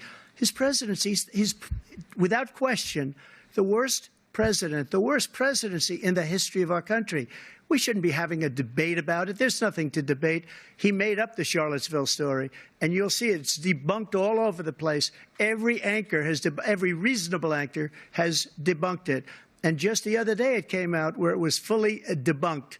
It's a nonsense story. He knows that, and he didn't run because of Charlottesville. He used that as an excuse to run. President Biden. And debunked. It happened. All you have to do is listen to what was said at the time. And the idea that somehow that's the only reason I ran because I was worried a guy like this guy could get elected. If he thought they were good people coming out of that forest, carrying those woods, carrying those torches, then he didn't deserve to be president. Didn't deserve to be president at all. And the idea that he's talking about all this being fabricated. We saw with our own eyes. We saw what happened on January 6th. We saw the people breaking through the windows. We saw people occupying his own vice president. Look, there's a reason why 40 of his 44 top cabinet officers refused to endorse him this time. His vice president hasn't endorsed him this time. So why? Why? They know him well. They serve with him. Why are they not endorsing him? Again, there's no parallel question for you in there, but let me ask, of these two gentlemen, who would be worse as president? I mean, I think you put your nail on that. You put the hammer on that nail perfectly. 70% of the American public say they don't want this contest because neither of them are running on the things that are absolutely critical to Americans right now. The only thing they have, the only argument they have is be scared of that other guy. He's a felon. He's a bad guy. He's going to destroy the republic. They're running on fear. If Americans want to vote out of fear, they're going to vote for these guys. If they want to vote out of hope, they're going to vote out of me. Because I want to talk. I want to talk about the fact that 71% of the people in this country are making less than the cost of basic human needs. I want to talk about the fact that under their administrations, the top 1% of Americans now own more than the 60% that represent the American middle class. Our country has utterly changed because of them. I run into elderly people who are cutting their prescription pills in two to make it through the week. Mothers who are downgrading their purchases at the grocery store to make it out of the checkout line. A couple in New Hampshire who told me they're in their bedroom or in their living room with a crying baby, arguing with each other about whether that baby is $50 sick or $100 sick or $500 sick before they bring it to a hospital.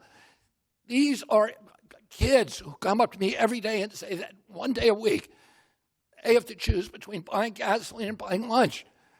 These are choices you're not supposed to have to make in this country. And it's them, these two, who are not telling the American people how they're going to get our kids into homes. And that's what I want to talk about. Back to CNN.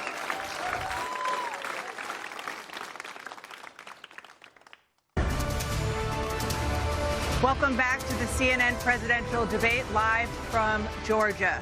Let's talk about persistent challenges you both faced in your first terms and you'd certainly face again in a second term. President Biden, while black unemployment dropped to a record low under your presidency, black families still earn far less than white families. Black mothers are still 3 times more likely to die from pregnancy-related causes, and black Americans are imprisoned at 5 times the rate of white Americans. What do you say to black voters who are disappointed that you haven't made more progress? They acknowledge they made a lot of progress, number one. The fact of the matter is there's more small black businesses that have been started than any time in history. Number two, the wages of black unemployment is the lowest level it's been in a long, long time. Number three, we're providing housing for black Americans and dealing with the segregation that exists among these corporations that collude to keep people out of their houses. And in addition to that, we find that the impact on the choice that black families have to make relative to child care is incredibly difficult. When we did the first major piece of legislation in the past, I was able to reduce black child care costs. I cut them in half. We got to make sure we provide for child care costs. We got to make sure, because when you provide those child care protections, you increase economic growth because more people can be in the job market. So there's more to be done, considerably more to be done. But we've done a great deal so far, and I'm not letting up, and they know it. You have 49 seconds left. What do you say to black voters who are disappointed with the progress so far? I say I don't blame them for being disappointed. Inflation is still hurting them badly. For example, I provided for the idea that any black family first-time home buyers should get a $10,000 tax credit to be able to buy their first home so they can get started. I made sure that we're in a situation where all those black families and those black individuals who had to take out student loans that were ballooning, that if they were engaged in nursing, doctor, and anything having to do with volunteerism, if they paid their bills for 10 years on their student debt, all the rest was forgiven after 10 years. Millions have benefited from that. And we're going to do a whole lot more for black families. Thank you, President Trump. And he caused the inflation. He's blaming inflation, and he's right, it's been very bad. He caused the inflation, and it's killing black families and Hispanic families and just about everybody. It's killing people. They can't buy groceries anymore. They can't. You look at the cost of food where it's doubled and tripled and quadrupled. They can't live. They're not living anymore. He caused this inflation. I gave him a country with essentially no inflation. It was perfect. It was so good. All he had to do is leave it alone. He destroyed it with his Green New scam and all this money that's being thrown out the window. He caused inflation. As sure as you're sitting there, the fact is that his big kill on the black people is the millions of people that he's allowed to come in through the border. They're taking black jobs now, and it could be 18, it could be 19, and even 20 million people. They're taking black jobs, and they're taking Hispanic jobs, and you haven't seen it yet, but you're going to see something that's going to be the worst in our history. Thank you. President Biden? There was no inflation when I became president. You know why? The economy was flat on its back. 15% unemployment. He decimated the economy, absolutely decimated the economy. That's why there was no inflation at the time. There were no jobs. We provided thousands of millions of jobs for individuals who are in all communities, including minority communities. We made sure that they have health insurance. We have covered, the ACA has increased. I made sure that they're $8,000 per person in a family to get written off for health care. But this guy wants to eliminate that. They tried 50 times. He wants to get rid of the ACA again, and they're going to try again if they win. You find ourselves in a position where the idea that we're not doing anything, we put more police on the street than any administration has. He wants to cut the cops. We're providing for equity and making sure people have a shot to make it. There's a lot going on, but in inflation, he caused it by his tremendous malfeasance in the way he handled the pandemic. So trying to pass on a similar question, I don't know why they single out black people, but it's certainly true that some minorities in America do not do as well as us white people. And should government do something about that? And I agree with the assessment that inflation is disproportionately hurting black people because they're wage earners. They've got disproportionately fixed income. The border is disproportionately hurting black and Hispanic workers. I hear that every single day. I spent 10 years working with Cesar Chavez during the last part of his life. He had two issues. One was pesticides, the disproportionate impact of pesticides on Hispanics. The other issue was the border, because he understood all of these illegal immigrants coming across the border were hurting the capacity of his workers, American workers, to get good jobs and wages. The issue that they didn't talk about, two issues. One is education. We spend $50 billion a year on the Department of Education, and black kids in this country, it's a crime what is happening to their schools. When I was a kid, we had the best educated kids by every measure of any country in the world. We're now 22. We're throwing billions of dollars, and in inner city schools, most of these kids cannot read or do math at grade level. It is a crime. We need to give them choice. We need to give them charter schools. Neither of them have done anything about it. The last issue, which both of them have aggravated, is the mass incarceration crisis. 1 out of every 4 black men has had some contact with the correctional service. And 60% of the blacks in American jails are there for nonviolent drug offenses. Why? Because President Biden passed the Drug Act in 1986 that he wrote that gave 100 times the penalty for crack cocaine as powder cocaine. It was designed to put blacks in jail. Then he passed in 1994 omnibus crime bill with the super predatory provisions, the mandatory sentencing, the 3 strikes you're out. Those 2 bills doubled the amounts of blacks in American prison. The amounts of blacks in American prison were steady from the Civil War till then. Back to CNN. Persistent challenge is the climate crisis. 2023 was the hottest year in recorded history, and communities across the country are confronting the devastating effects of extreme heat, intensifying wildfires, stronger hurricanes, and rising sea levels. Former President Trump, you've vowed to end your opponent's climate initiatives, but will you take any action as president to slow the climate crisis? Well, let me just go back to what he said about the police, how close the police are to him. Almost every police group in the nation from every state is supporting Donald J. Trump, almost every police group.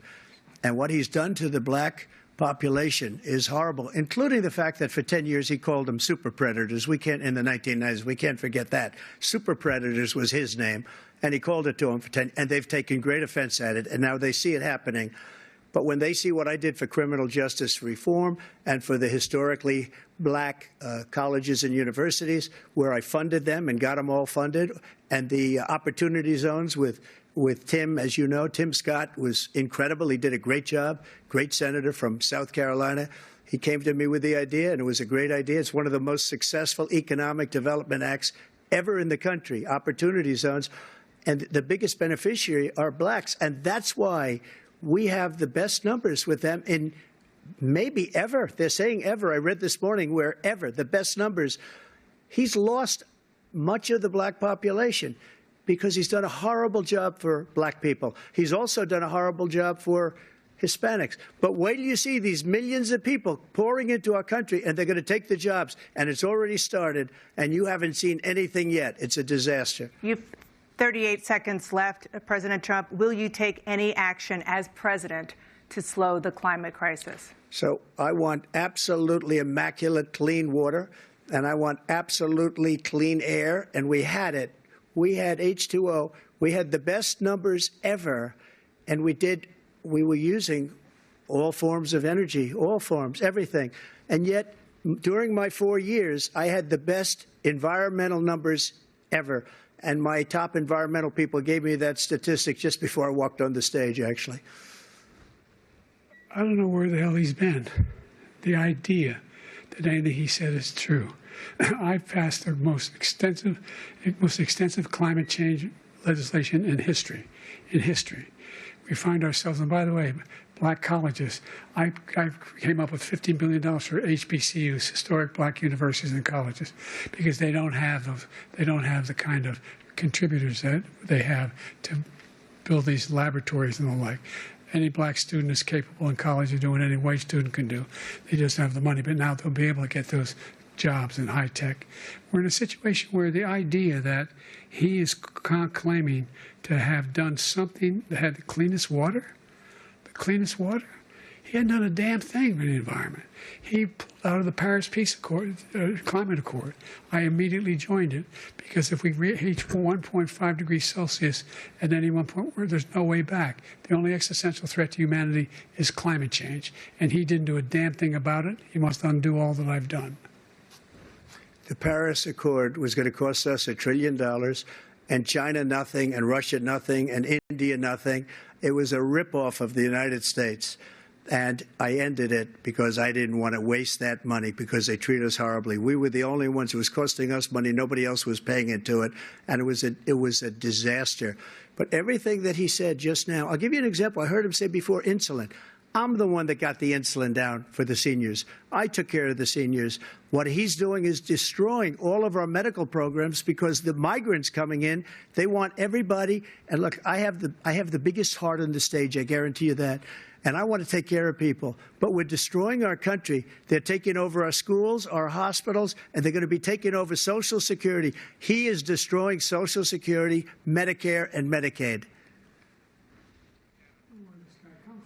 The idea is that we, in fact, we were the only ones of consequence who were we're not members of the Paris Accord. How can we do anything if we're not able to, the United States can't get its pollution under control? One of the largest polluters in the world, number one. We're making significant progress. By 2035, we will have cut pollution in half. We have made significant progress, and we're continuing to make progress. We set up a climate corps for thousands of young people who will learn how to deal with climate, just like the Peace Corps. And we're moving in directions that are going to significantly change the elements of cause of pollution. But the idea that he claims that he has the biggest heart up here and he's really concerned about pollution and about climate, I've not seen any indication of that. And by the way, with regard to prescription drugs, one company agreed that they would reduce the price to $35, which I was calling for, one, voluntarily. I made sure every company in the world, every pharmaceutical company, cannot have to pay. Thank you. And by the way, oh, this is frustrating. This is your specialty, but I object to CNN's biased question, would you take any action to slow the climate crisis? That assumes climate change is a crisis. So do you think it is, and what would you do? I think that climate change, first of all, I want to say this. There's been nobody who's ever run for president of the United States and gotten anywhere. Well, let's say, I'll even say it more definitively, who has a strong environmental record and a larger commitment to the environment than I do. It's what I've been doing for 40 years. I believe climate change is existential, but I don't insist other people believe that. And I think I focus, and I've always focused on market-based solutions, which I think are the most efficient, eliminating subsidies for the energy industry, particularly carbon. We give carbon $5.2 trillion in subsidies a year, and creating a national grid system that is robust enough to do long-haul transportation of electrons. And we turn every American into an energy entrepreneur, every home into a power plant with the cheapest, most efficient forms of energy. The market, we need to start by protecting habitat, our air, water, wetlands, soils. That's the most important thing you can do from climate. It's almost altogether ignored. President Biden's program, which is the Inflation Reduction Act, does a few good things, but the bulk of it is large subsidies to the oil industry and to BlackRock and other really sinister corporations for carbon capture, which is a boondoggle. Carbon capture is a boondoggle. We should not be funding it. We should not be encouraging it. We shouldn't be encouraging any kind of geoengineering of that kind. We should be focusing on restoring our soils, doing regenerative agriculture, protecting our air, our water, our wildlife, stopping the carbon discharge from coal-burning power plants, which are causing $500 billion in respiratory injuries annually, poisoning every freshwater fish in our country with mercury. Sorry, your time is up. Back to CNN.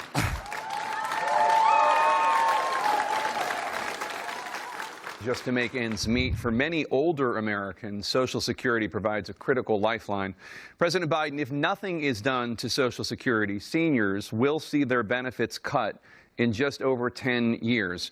Will you name tonight one specific step that you're willing to take to keep Social Security solvent? Yes, make the very wealthy begin to pay their fair share. Right now, everybody making under $170,000 pays 6% of their income, of their paycheck, every single time they get a paycheck from the time of the first one they get when they're 18 years old.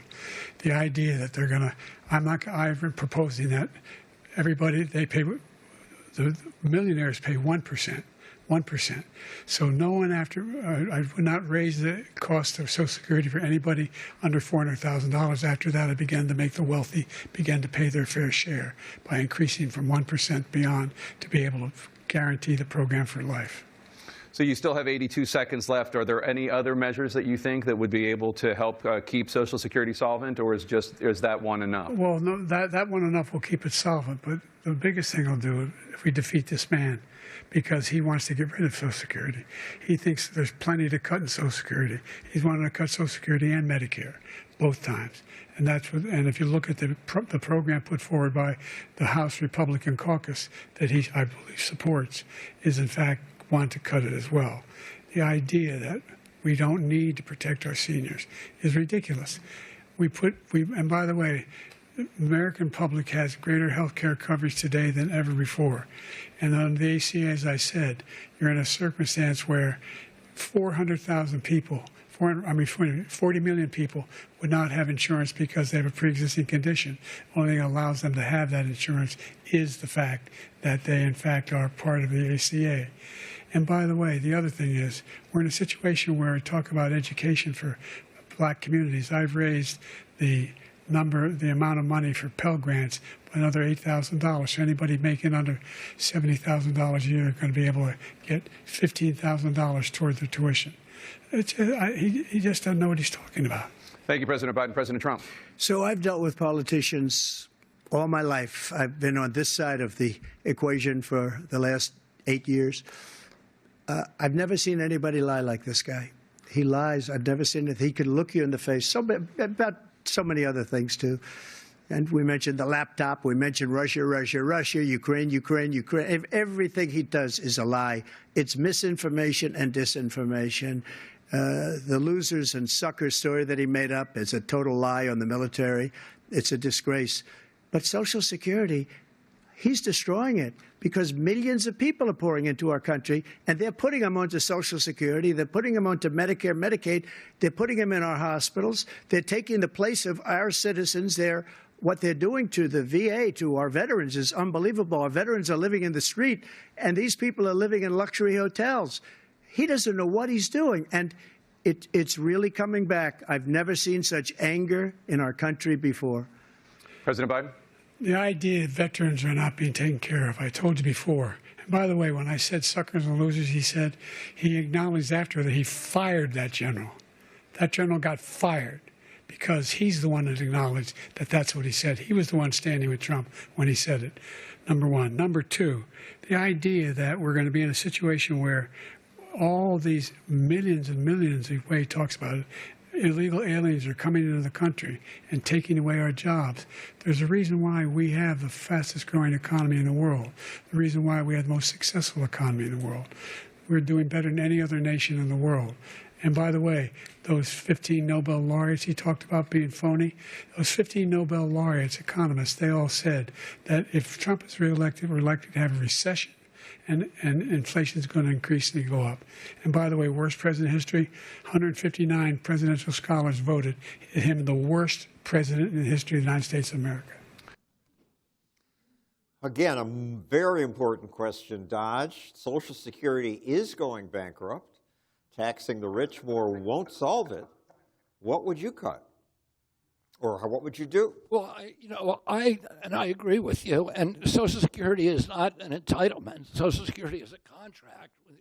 Workers put 6% of their income into into a fund, and they're told that at 65 they're going to get that money back. It's not an entitlement. It is contractual, and the government. The United States government would be outrageous if the United States government did not live up to its full faith and credit of paying back those obligations, even if it has to reach outside of the Social Security system to get it. And what we need to be doing is winding down our military commitments. We need to unravel the war machine. We need to solve our chronic disease epidemic, which is the biggest cause, $4.3 trillion. And we can do those things very quickly. I'm going to cut the military budget in half during my first 4 years. I'm going to use AI and blockchain to eliminate waste in government to save more money. And I'm going to get rid of the chronic disease epidemic. And ultimately, that's going to save us a lot of money. And this has to be a priority for us. I also want to say this, that I was astonished by President Biden's claim that we have the best economy in the world. We have, I see kids every day. None of this generation is going to get into a home. And that's going to destroy the American middle class. The American middle class, the greatest economic engine in the history of mankind. When I was a kid, our country owned half the wealth on the face of the earth. And it was largely because, one, we had an industrial base after World War II, but most importantly, we got every American into a home. And because they were in a home, they had equity. They could borrow money. They could bet it on a business. Back to CNN. And that's what's going to drive our economy. American families struggle to afford. President Trump, both you and President Biden have tried to address this issue, but the average cost of child care in this country has risen to more than $11,000 a year per child. For many families, the cost of child care for 2 children is more than their rent. In your second term, what would you do to make child care more affordable? Just to go back, the general got fired because he was no good. And if he said that, that's why he made it up. But we have 19 people that said I didn't say it, and they're very highly respected, much more so than him. The other thing is he doesn't fire people. He never fired people. I've never seen him fire anybody. I did fire a lot. I fired Comey because he was no good. I fired a lot of the top people at the FBI, drained the swamp. They were no good. Not easy to fire people. You'd pay a price for it, but they were no good. I inherited these people. I didn't put them there. I didn't put Comey there. He was no good. I fired him. This guy hasn't fired anybody. He never fires.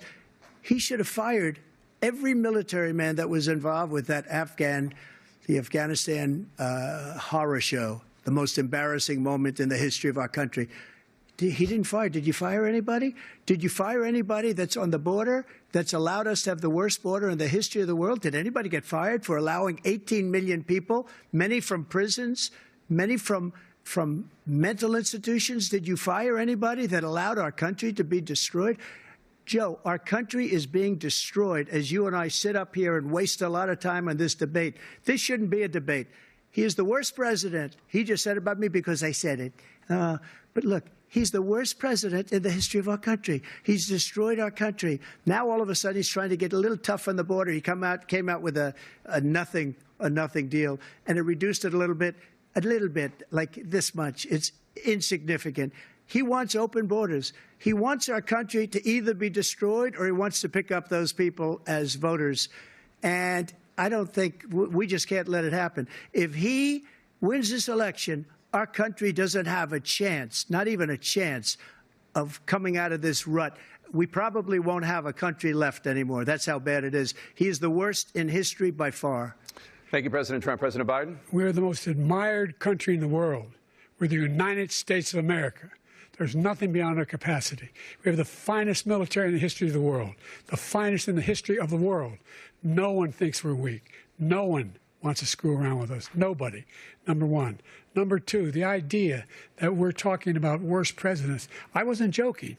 Look it up. Go online.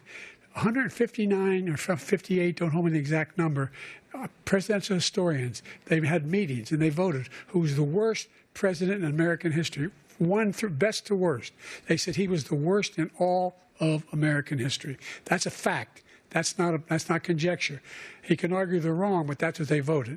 The idea that he is doing anything to deal with child care, he did virtually nothing to child care. We should significantly increase the child care tax credit. We should significantly increase the availability of women and men or single parents to be able to go back to work. And we should encourage businesses to have. Thank you, President Biden. Facilities. President Trump, the question was about what would you do to make child care more affordable, if you want to take your minute. Just so you understand, we have polling, we have other things that they rate him the worst because what he's done is so bad. And they rate me, I'll show you, I will show you, and they rate me one of the best, okay? And if I'm given another 4 years, I will be the best. I think I'll be the best. Nobody's ever created an economy like us. Nobody ever cut taxes like us. He's the only one I know. He wants to raise your taxes by 4 times. He wants to raise everybody's taxes by 4 times. He wants the Trump tax cuts to expire. So everybody, including the two of you, are going to pay 4 to 5 times. Nobody ever heard of this before. All my life, I'd grow up and I'd see politicians talking about cutting taxes. When we cut taxes, as I said, we did more business. Apple and all these companies, they were bringing money back into our country. The worst president in history by far, and everybody knows it. President Biden? Look, the fact of the matter is that he's dead wrong about, he's increased the tariff, he will increase the taxes on middle-class people. I said I'd never raise the tax on anybody making less than $400,000. I didn't. But this tariff is 10% tariffs. Everything coming into the country, you know what the economists say? That's going to cost the average American $2,500 a year more because they're going to have to pay the difference in food and all the things that were imported. Number two, he's in a situation where he talks about how he has not raised, he's somehow helped the middle class. The middle class have been devastated by you. Now you want a new tax cut of $5 trillion over the next 10 years, which is going to fundamentally bankrupt the country. You had the largest deficit of any president in American history, number one. Number two, you have not, in fact, made any contact, any progress with China. We are at the lowest trade deficit with China since 2010. Thank you, President Biden. Back to their original question. CNN has somehow found a child care crisis in America. Somehow Americans raised children for years. Now there's a crisis because it costs too much. Is that something government did or can fix? Well, the reason there's a crisis is because the economy with the middle class is gone. So in order to pay for a home, you need 2 jobs or 3 jobs. So oftentimes I'm running into people who have 4 jobs between the couples.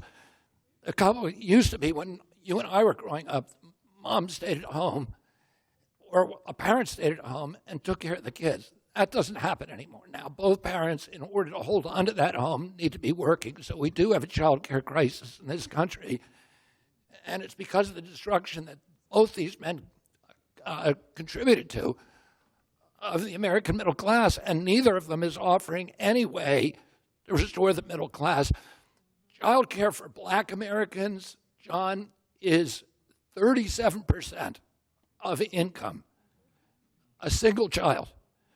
Oh, and nobody can afford that. And what I'm going to do, I'm going to wind down, I'm going to balance our budget, which is what President Trump promised to do, but I'm actually going to do it because why? Because it's existential. If we don't have the courage to do that, no matter what the cuts are, we have to do that or we are going to cease to exist as an influential nation. And but we cannot cut our way out of this debt. We have to build new industry. We have to build GDP. And one of the most efficient ways of building GDP is through child care, through guaranteed child care. There's a 22 times return on investment. As I said, every $1 million we spend on military weapons creates 2 jobs. Every $1 million we spend on child care creates 22 jobs. And we need to grow our way out of this budget death spiral. And one of the ways we're going to do that is by providing child care, by taking away $500 billion from the military. Back to the CNN debate. Let's discuss an epidemic impacting millions of Americans that both of you have made a top priority in your first term, the opioid crisis. And for both of you, the number of overdose deaths in this country has gone up. Under your term, it went up. Under your term, it has gone up. Former President Trump, despite the efforts that both of you have made, more than 100,000 Americans are dying from overdoses every year, primarily from fentanyl and other opioids. What will you do to help Americans right now in the throes of addiction who are struggling to get the treatment they need? To finish up, we now have the largest deficit in the history of our country under this guy. We have the largest deficit with China. He gets paid by China. He's a Manchurian candidate. He gets money from China. So I think he's afraid to deal with them or something. But do you notice he never took out my tariffs because we bring in so much money with the tariffs that I imposed on China. He never took them away. He can't because it's too much money.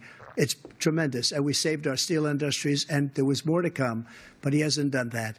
But he hasn't cut the tariffs because he can't, because it's too much money.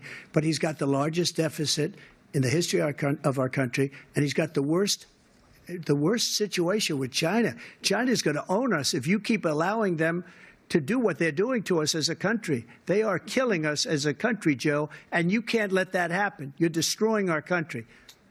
So, President Trump, you have 67 seconds left. The question was, what are you going to do to help Americans in the throes of addiction right now who are struggling to get the treatment they need? Jake, we were doing very well at addiction until the COVID came along. We had the 2.5, almost 3 years of like nobody's ever had before, any country, in every way. And then we had to get tough. And it was the drugs pouring across the border it started to increase. We got great equipment. We bought the certain dog that's the most incredible thing that you've ever seen, the way they can spot it. We did a lot, and we were getting very low numbers, very, very low numbers. Then he came along. The numbers, have you seen the numbers now? It's not only the 18 million people that I believe is even low, because the gotaways, they don't even talk about gotaways. But the numbers of the amount of drugs and human trafficking in women coming across our border, the worst thing I've ever seen, at numbers that nobody's ever seen under him because the border's so bad. But the number of drugs coming across our border now is the largest we've ever had by far. President Trump, thank you. President Biden? Fentanyl and the byproducts of fentanyl went down for a while. And I wanted to make sure we use the machinery that can detect fentanyl, these big machines that roll over everything that comes across the border. And it costs a lot of money. That was part of this deal we put together, this bipartisan deal. More fentanyl machines, more be able to detect drugs, more numbers of agents, more numbers of all the people at the border. And when we had that deal done, he called his Republican colleagues, said, "Don't do it. It's going to hurt me politically." No, he never argued it's not a good bill. It's a really good bill. We need those machines. We need those machines. And we're coming down very hard in every country in Asia in terms of precursors for fentanyl. And Mexico is working with us to make sure they don't have the technology to be able to put it together. That's what we have to do. We need those machines. Thank you, President Biden. President Trump, and again, the question is about Americans in the throes of addiction right now struggling to get the treatment they need. Well, because this does pertain to it. He ended Remain in Mexico. He ended catch and release. I made it catch and release in Mexico, not catch and release here. We had so many things that we had done, hard negotiations with Mexico, and I got it all for nothing. It's just like when you have a hostage. We always pay $6 billion for a hostage. Every time we say it's a hostage. Now we have a hostage, a Wall Street Journal reporter, I think a good guy, and he's over there because Putin is laughing at this guy, probably asking for billions of dollars for the reporter. I will have him out very quickly as soon as I take office. Before I take office, I said by literally as soon as I win the election, I will have that reporter out. He should have had him out a long time ago, but Putin's probably asking for billions and billions of dollars because this guy pays it every time. We had 2 cases where we paid $6 billion for 5 people. I got 58 people out, and I paid essentially nothing. I like it when they cut them off on CNN. The question is, we do have a big opioid problem, people in crisis, people overdosing, but also people in pain who can't get pain relief because doctors are afraid of the DEA. What would you do? Both of these presidents miss the point. They're talking about drug interdiction at the border. That's not the problem. In fact, even if you sealed the border, virtually sealed it, fentanyl occupies such a tiny volume, about 1/200th of other opioids. You could bring enough fentanyl across the border in a briefcase to kill everybody in Los Angeles. So the fentanyl is going to come in this country. The problem is something much larger than that. It's a generation that is alienated, that is dispossessed, that is depressed, that is suicidal, that is disconnected from community. And that's why they're turning to drugs. And we need to deal with that problem, and we need to reduce demand. And that my signature policy Thank you, is to begin taxing marijuana federally, to deschedule it from Schedule 1, where it is now, where the federal government is not allowed to tax it. So marijuana is legal in many states, but the federal government cannot collect taxes on it. It's legal. It's not going to, whether you can tax it or not, is not going to affect the number of people who are using it or amount that's used. We're going to deschedule it so the government can start collecting taxes. That will raise $8.5 billion in revenue. I'm going to dedicate that money to building drug rehabilitation farms, wellness farms, restoration farms in rural areas all over this country where any American can go for free to deal with depression, suicidal behavior, alcoholism, drug addiction to illegal drugs, but also addiction to SSRIs, to benzos, to Adderall. We need to reclaim our children. We have a whole generation that's growing up with social media, that's growing up with no hope for their future. They can't get into homes. They can't get meaningful jobs. 2 minutes, Mr. Kennedy. Back to CNN. Let's turn to concerns that voters have about each of you. President Biden, you would be 86 at the end of your second term. How do you address concerns about your capability to handle the toughest job in the world well into your 80s? Well, first of all, I spent half my career being criticized as being the youngest person in politics. I was the second youngest person ever elected to the United States Senate, and now I'm the oldest. This guy's 3 years younger and a lot less competent. I think that just look at the record. Look at what I've done. Look how I've turned around the horrible situation he left me. As I said, 15 million new jobs, 800,000 manufacturing jobs, more investment in America, over billions of dollars in private investment in enterprises that we are growing. By the way, we brought off a lot of people. The whole idea of computer chips. We used to have 40% of the market. We invented those chips, and we lost it because he was sending people to find the cheapest jobs overseas and then bring home a product. So I went to South Korea. I convinced Samsung to invest billions of dollars here in the United States. And guess what? Those fabs, they call to build these chips, those fabs pay over $100,000. You don't need a college degree for them. And there's billions, about $40 billion already being invested and being built right now in the United States, creating significant jobs for Americans from all over the world.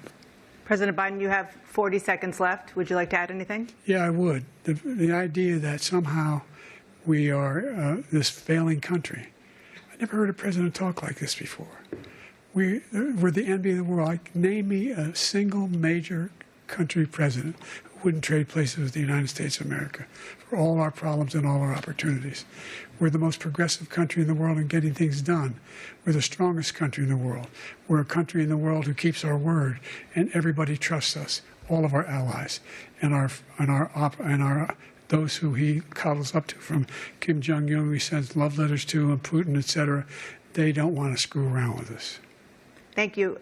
Former President Trump, to follow up, you would be 82 at the end of your second term. What do you say to voters who have concerns about your capabilities to serve? Well, I took 2 tests, cognitive tests. I aced them, both of them, as you know. We made it public. He took none. I'd like to see him take one, just one, a real easy one. Like go through the first 5 questions. He couldn't do it. But I took 2 cognitive tests. I took physical exams every year. And, you know, we knock on wood wherever we may have wood, that I'm in very good health. I just won 2 club championships, not even senior, 2 regular club championships. To do that, you have to be quite smart, and you have to be able to hit the ball a long way. And I do it. He doesn't do it. He can't hit a ball 50 yards. He challenged me to a golf match. He can't hit a ball 50 yards. I think I'm in very good shape. I feel that I'm as in good a shape as I was 25, 30 years ago. Actually, I'm probably a little bit lighter, but I'm in as good a shape as I was years ago. I feel very good. I feel the same. But I was willing to take a cognitive test. And you know what? If I didn't do well, I aced him. Dr. Ronnie Jackson, who's a great guy when he was White House doctor. And then I took another one, a similar one. And one of them said they've never seen anybody ace him. Thank you. President Biden? You can see he is 6'5" and only 223 pounds, or 235 pounds.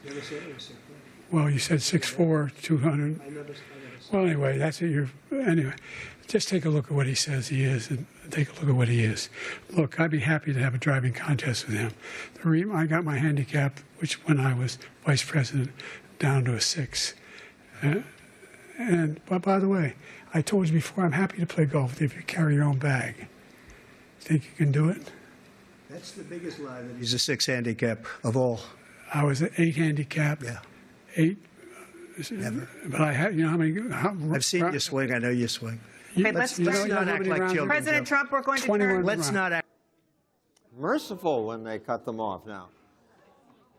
All I'm going to say is I hope they let me on the stage for that contest.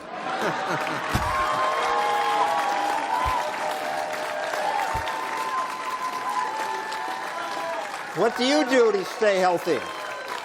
What? What do you do to stay healthy? What do I? What do you do to stay healthy? What do I do? Well, I hike every day. I go to the gym every day. I don't ever eat processed food. And I do intermittent fasting, and I try to eat well. So I feel like I really want to be part of that contest. CNN?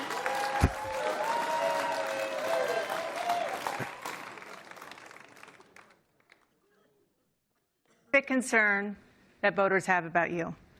Will you pledge tonight that once all legal challenges have been exhausted, that you will accept the results of this election, regardless of who wins, and you will say right now that political violence in any form is unacceptable?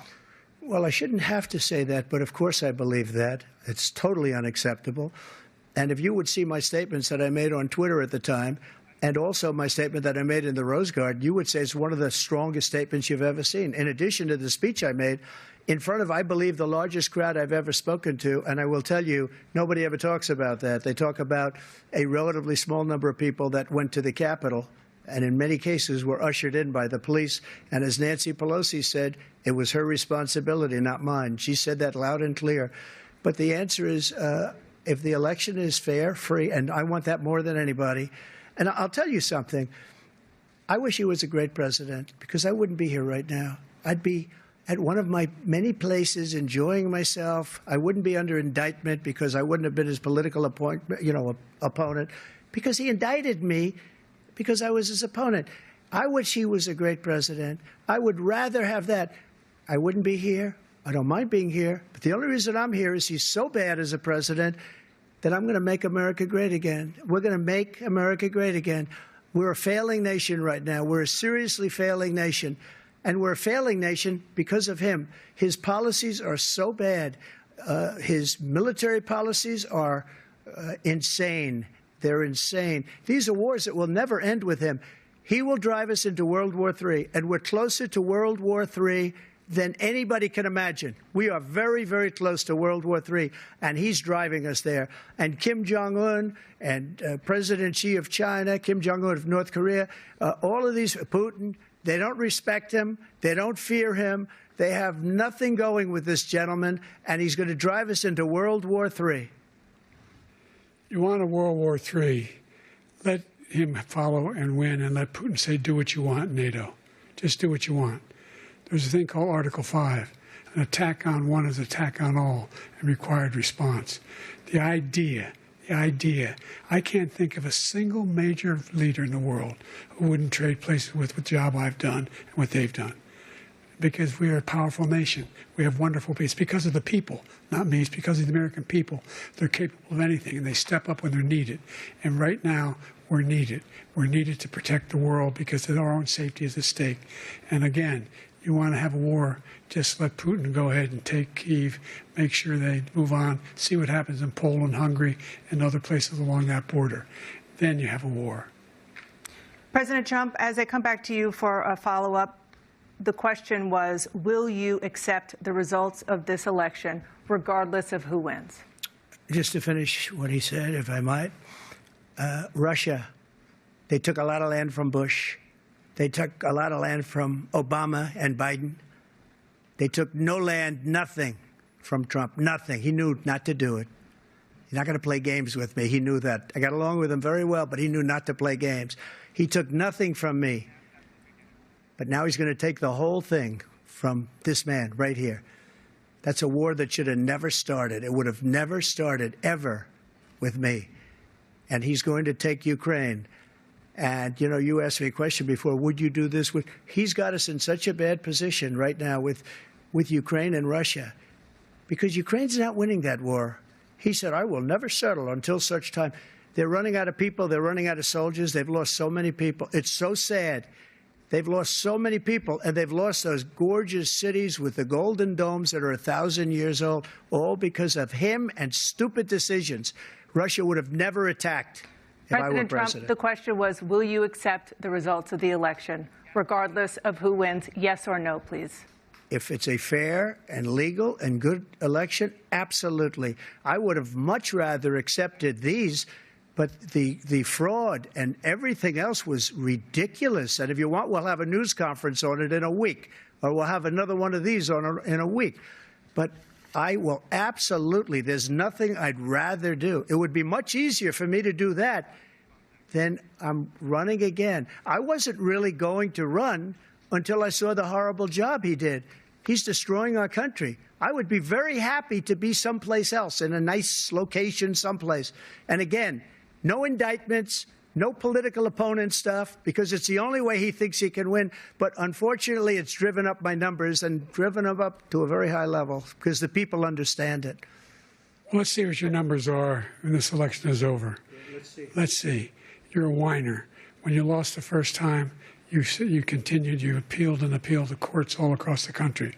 Not one single court in America said any of your claims had any merit, state or local, none. But you continue to provoke this lie about somehow there's all this misrepresentation, all this stealing.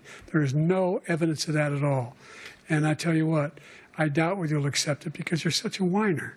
The idea, if you lose again, you accepting anything, you can't stand the loss. Something snapped in you when you lost the last time. And that's it for the CNN debate. This is your forum. You get the final word. But just one observation is that listening to them, America is in terrible decline. But I don't see people risking their lives to leave America or to go to many other countries. They want to come here.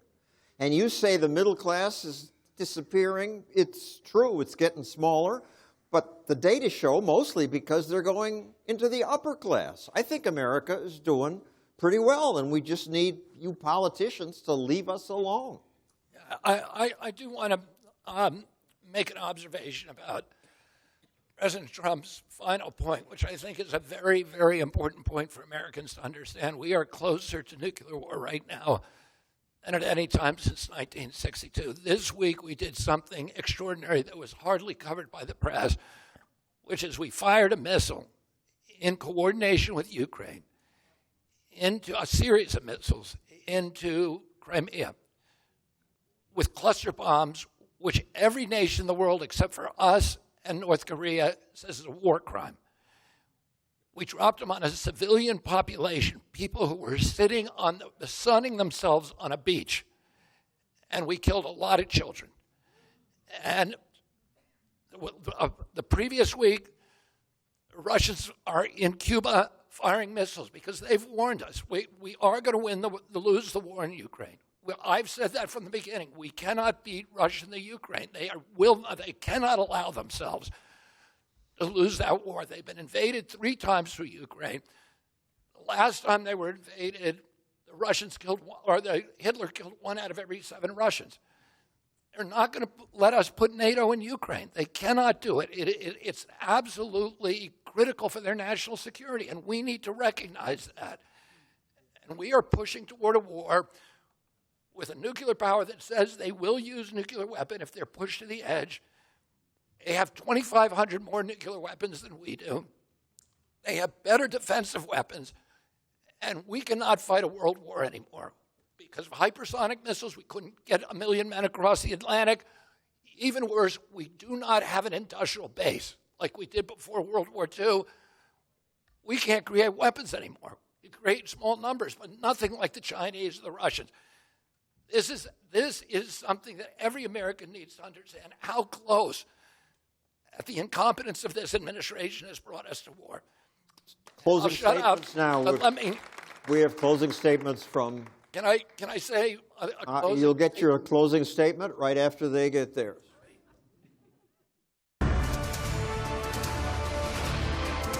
It is now time for the candidates to deliver their closing statements as predetermined by a coin toss. We're going to begin with you, President Biden. You have 2 minutes. We've made significant progress from the debacle that was left by President Trump in his last term. We find ourselves in a situation where, number one, we have to make sure that we have a fair tax system. I ask anyone out there in the audience or anyone out watching this debate, do you think the tax system is fair? The fact is that I said nobody even making under $400,000 had a single penny increase in their taxes and will not. And if I'm reelected, that'll be the case again. But this guy has increased your taxes because of the deficit, number one. He's increased inflation because of the debacle he left after the way he handled the pandemic. And he finds himself in a position where he now wants to tax you more by putting a 10% tariff on everything that comes into the United States of America. What I did, when, for example, he wants to get rid of the ability of Medicare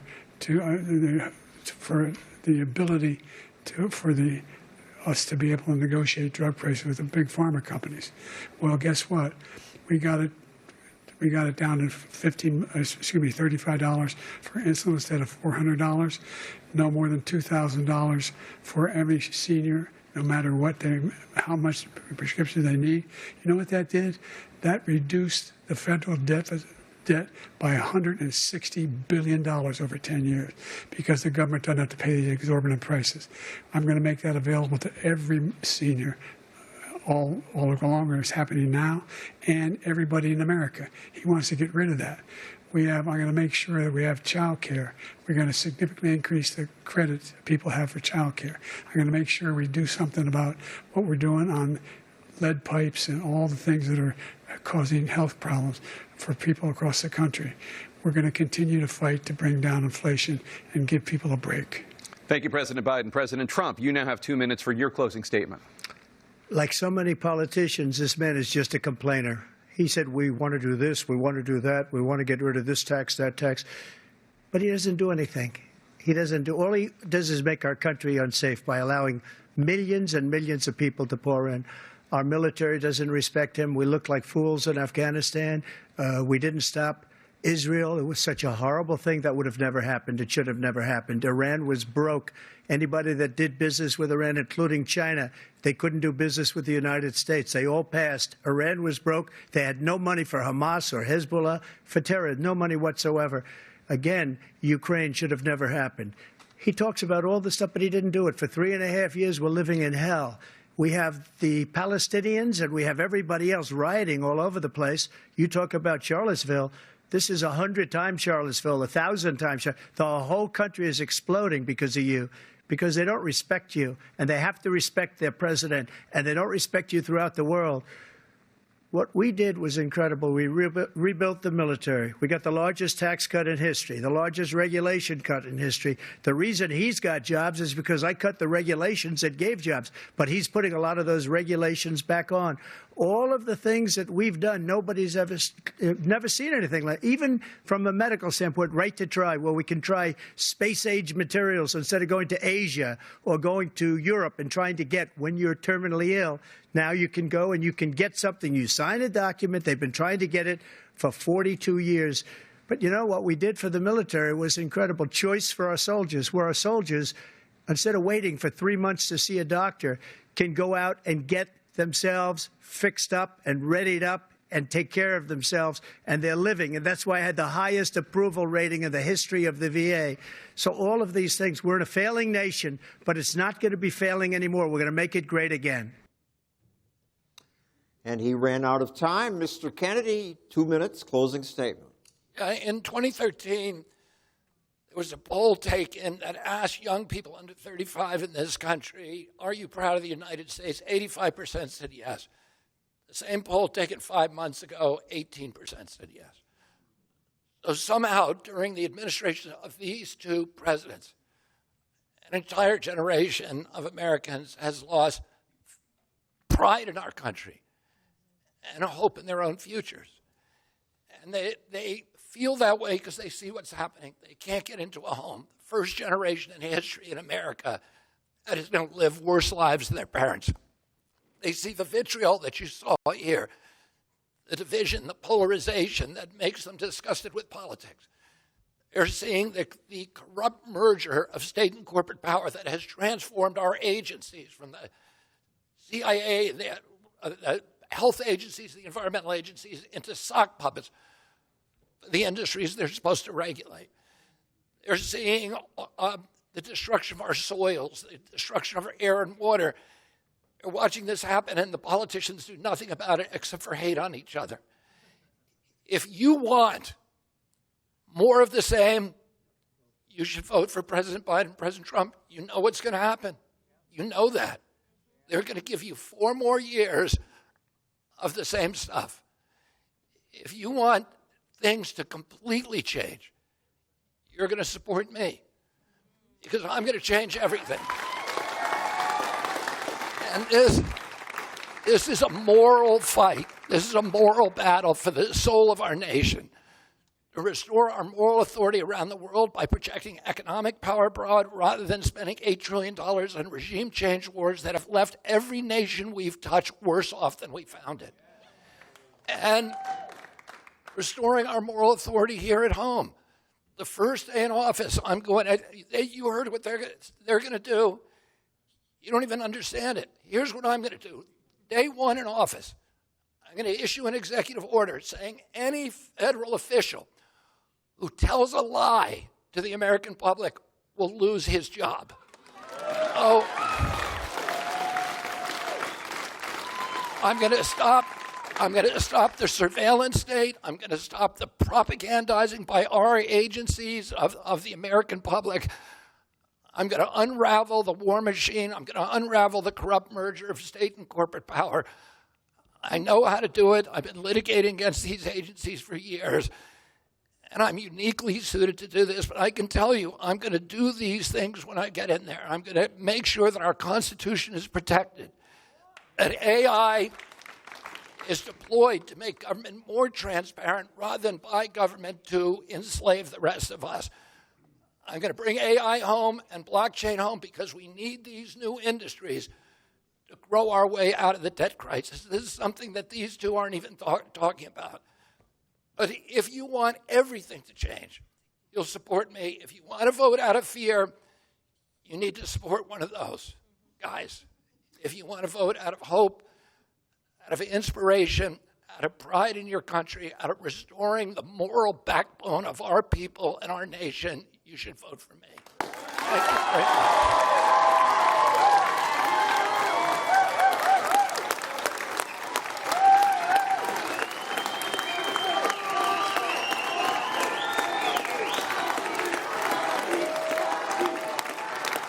The crowd here obviously is very supportive of this candidate. Thank you for watching this different kind of debate. I don't know what you learned, but to me, the most reliable gauge of who does well on a debate is election betting. And I can report after this debate, Biden is down 13%. Trump, Gavin Newsom, Kamala Harris, and Mr. Kennedy are up. Thank you and good night.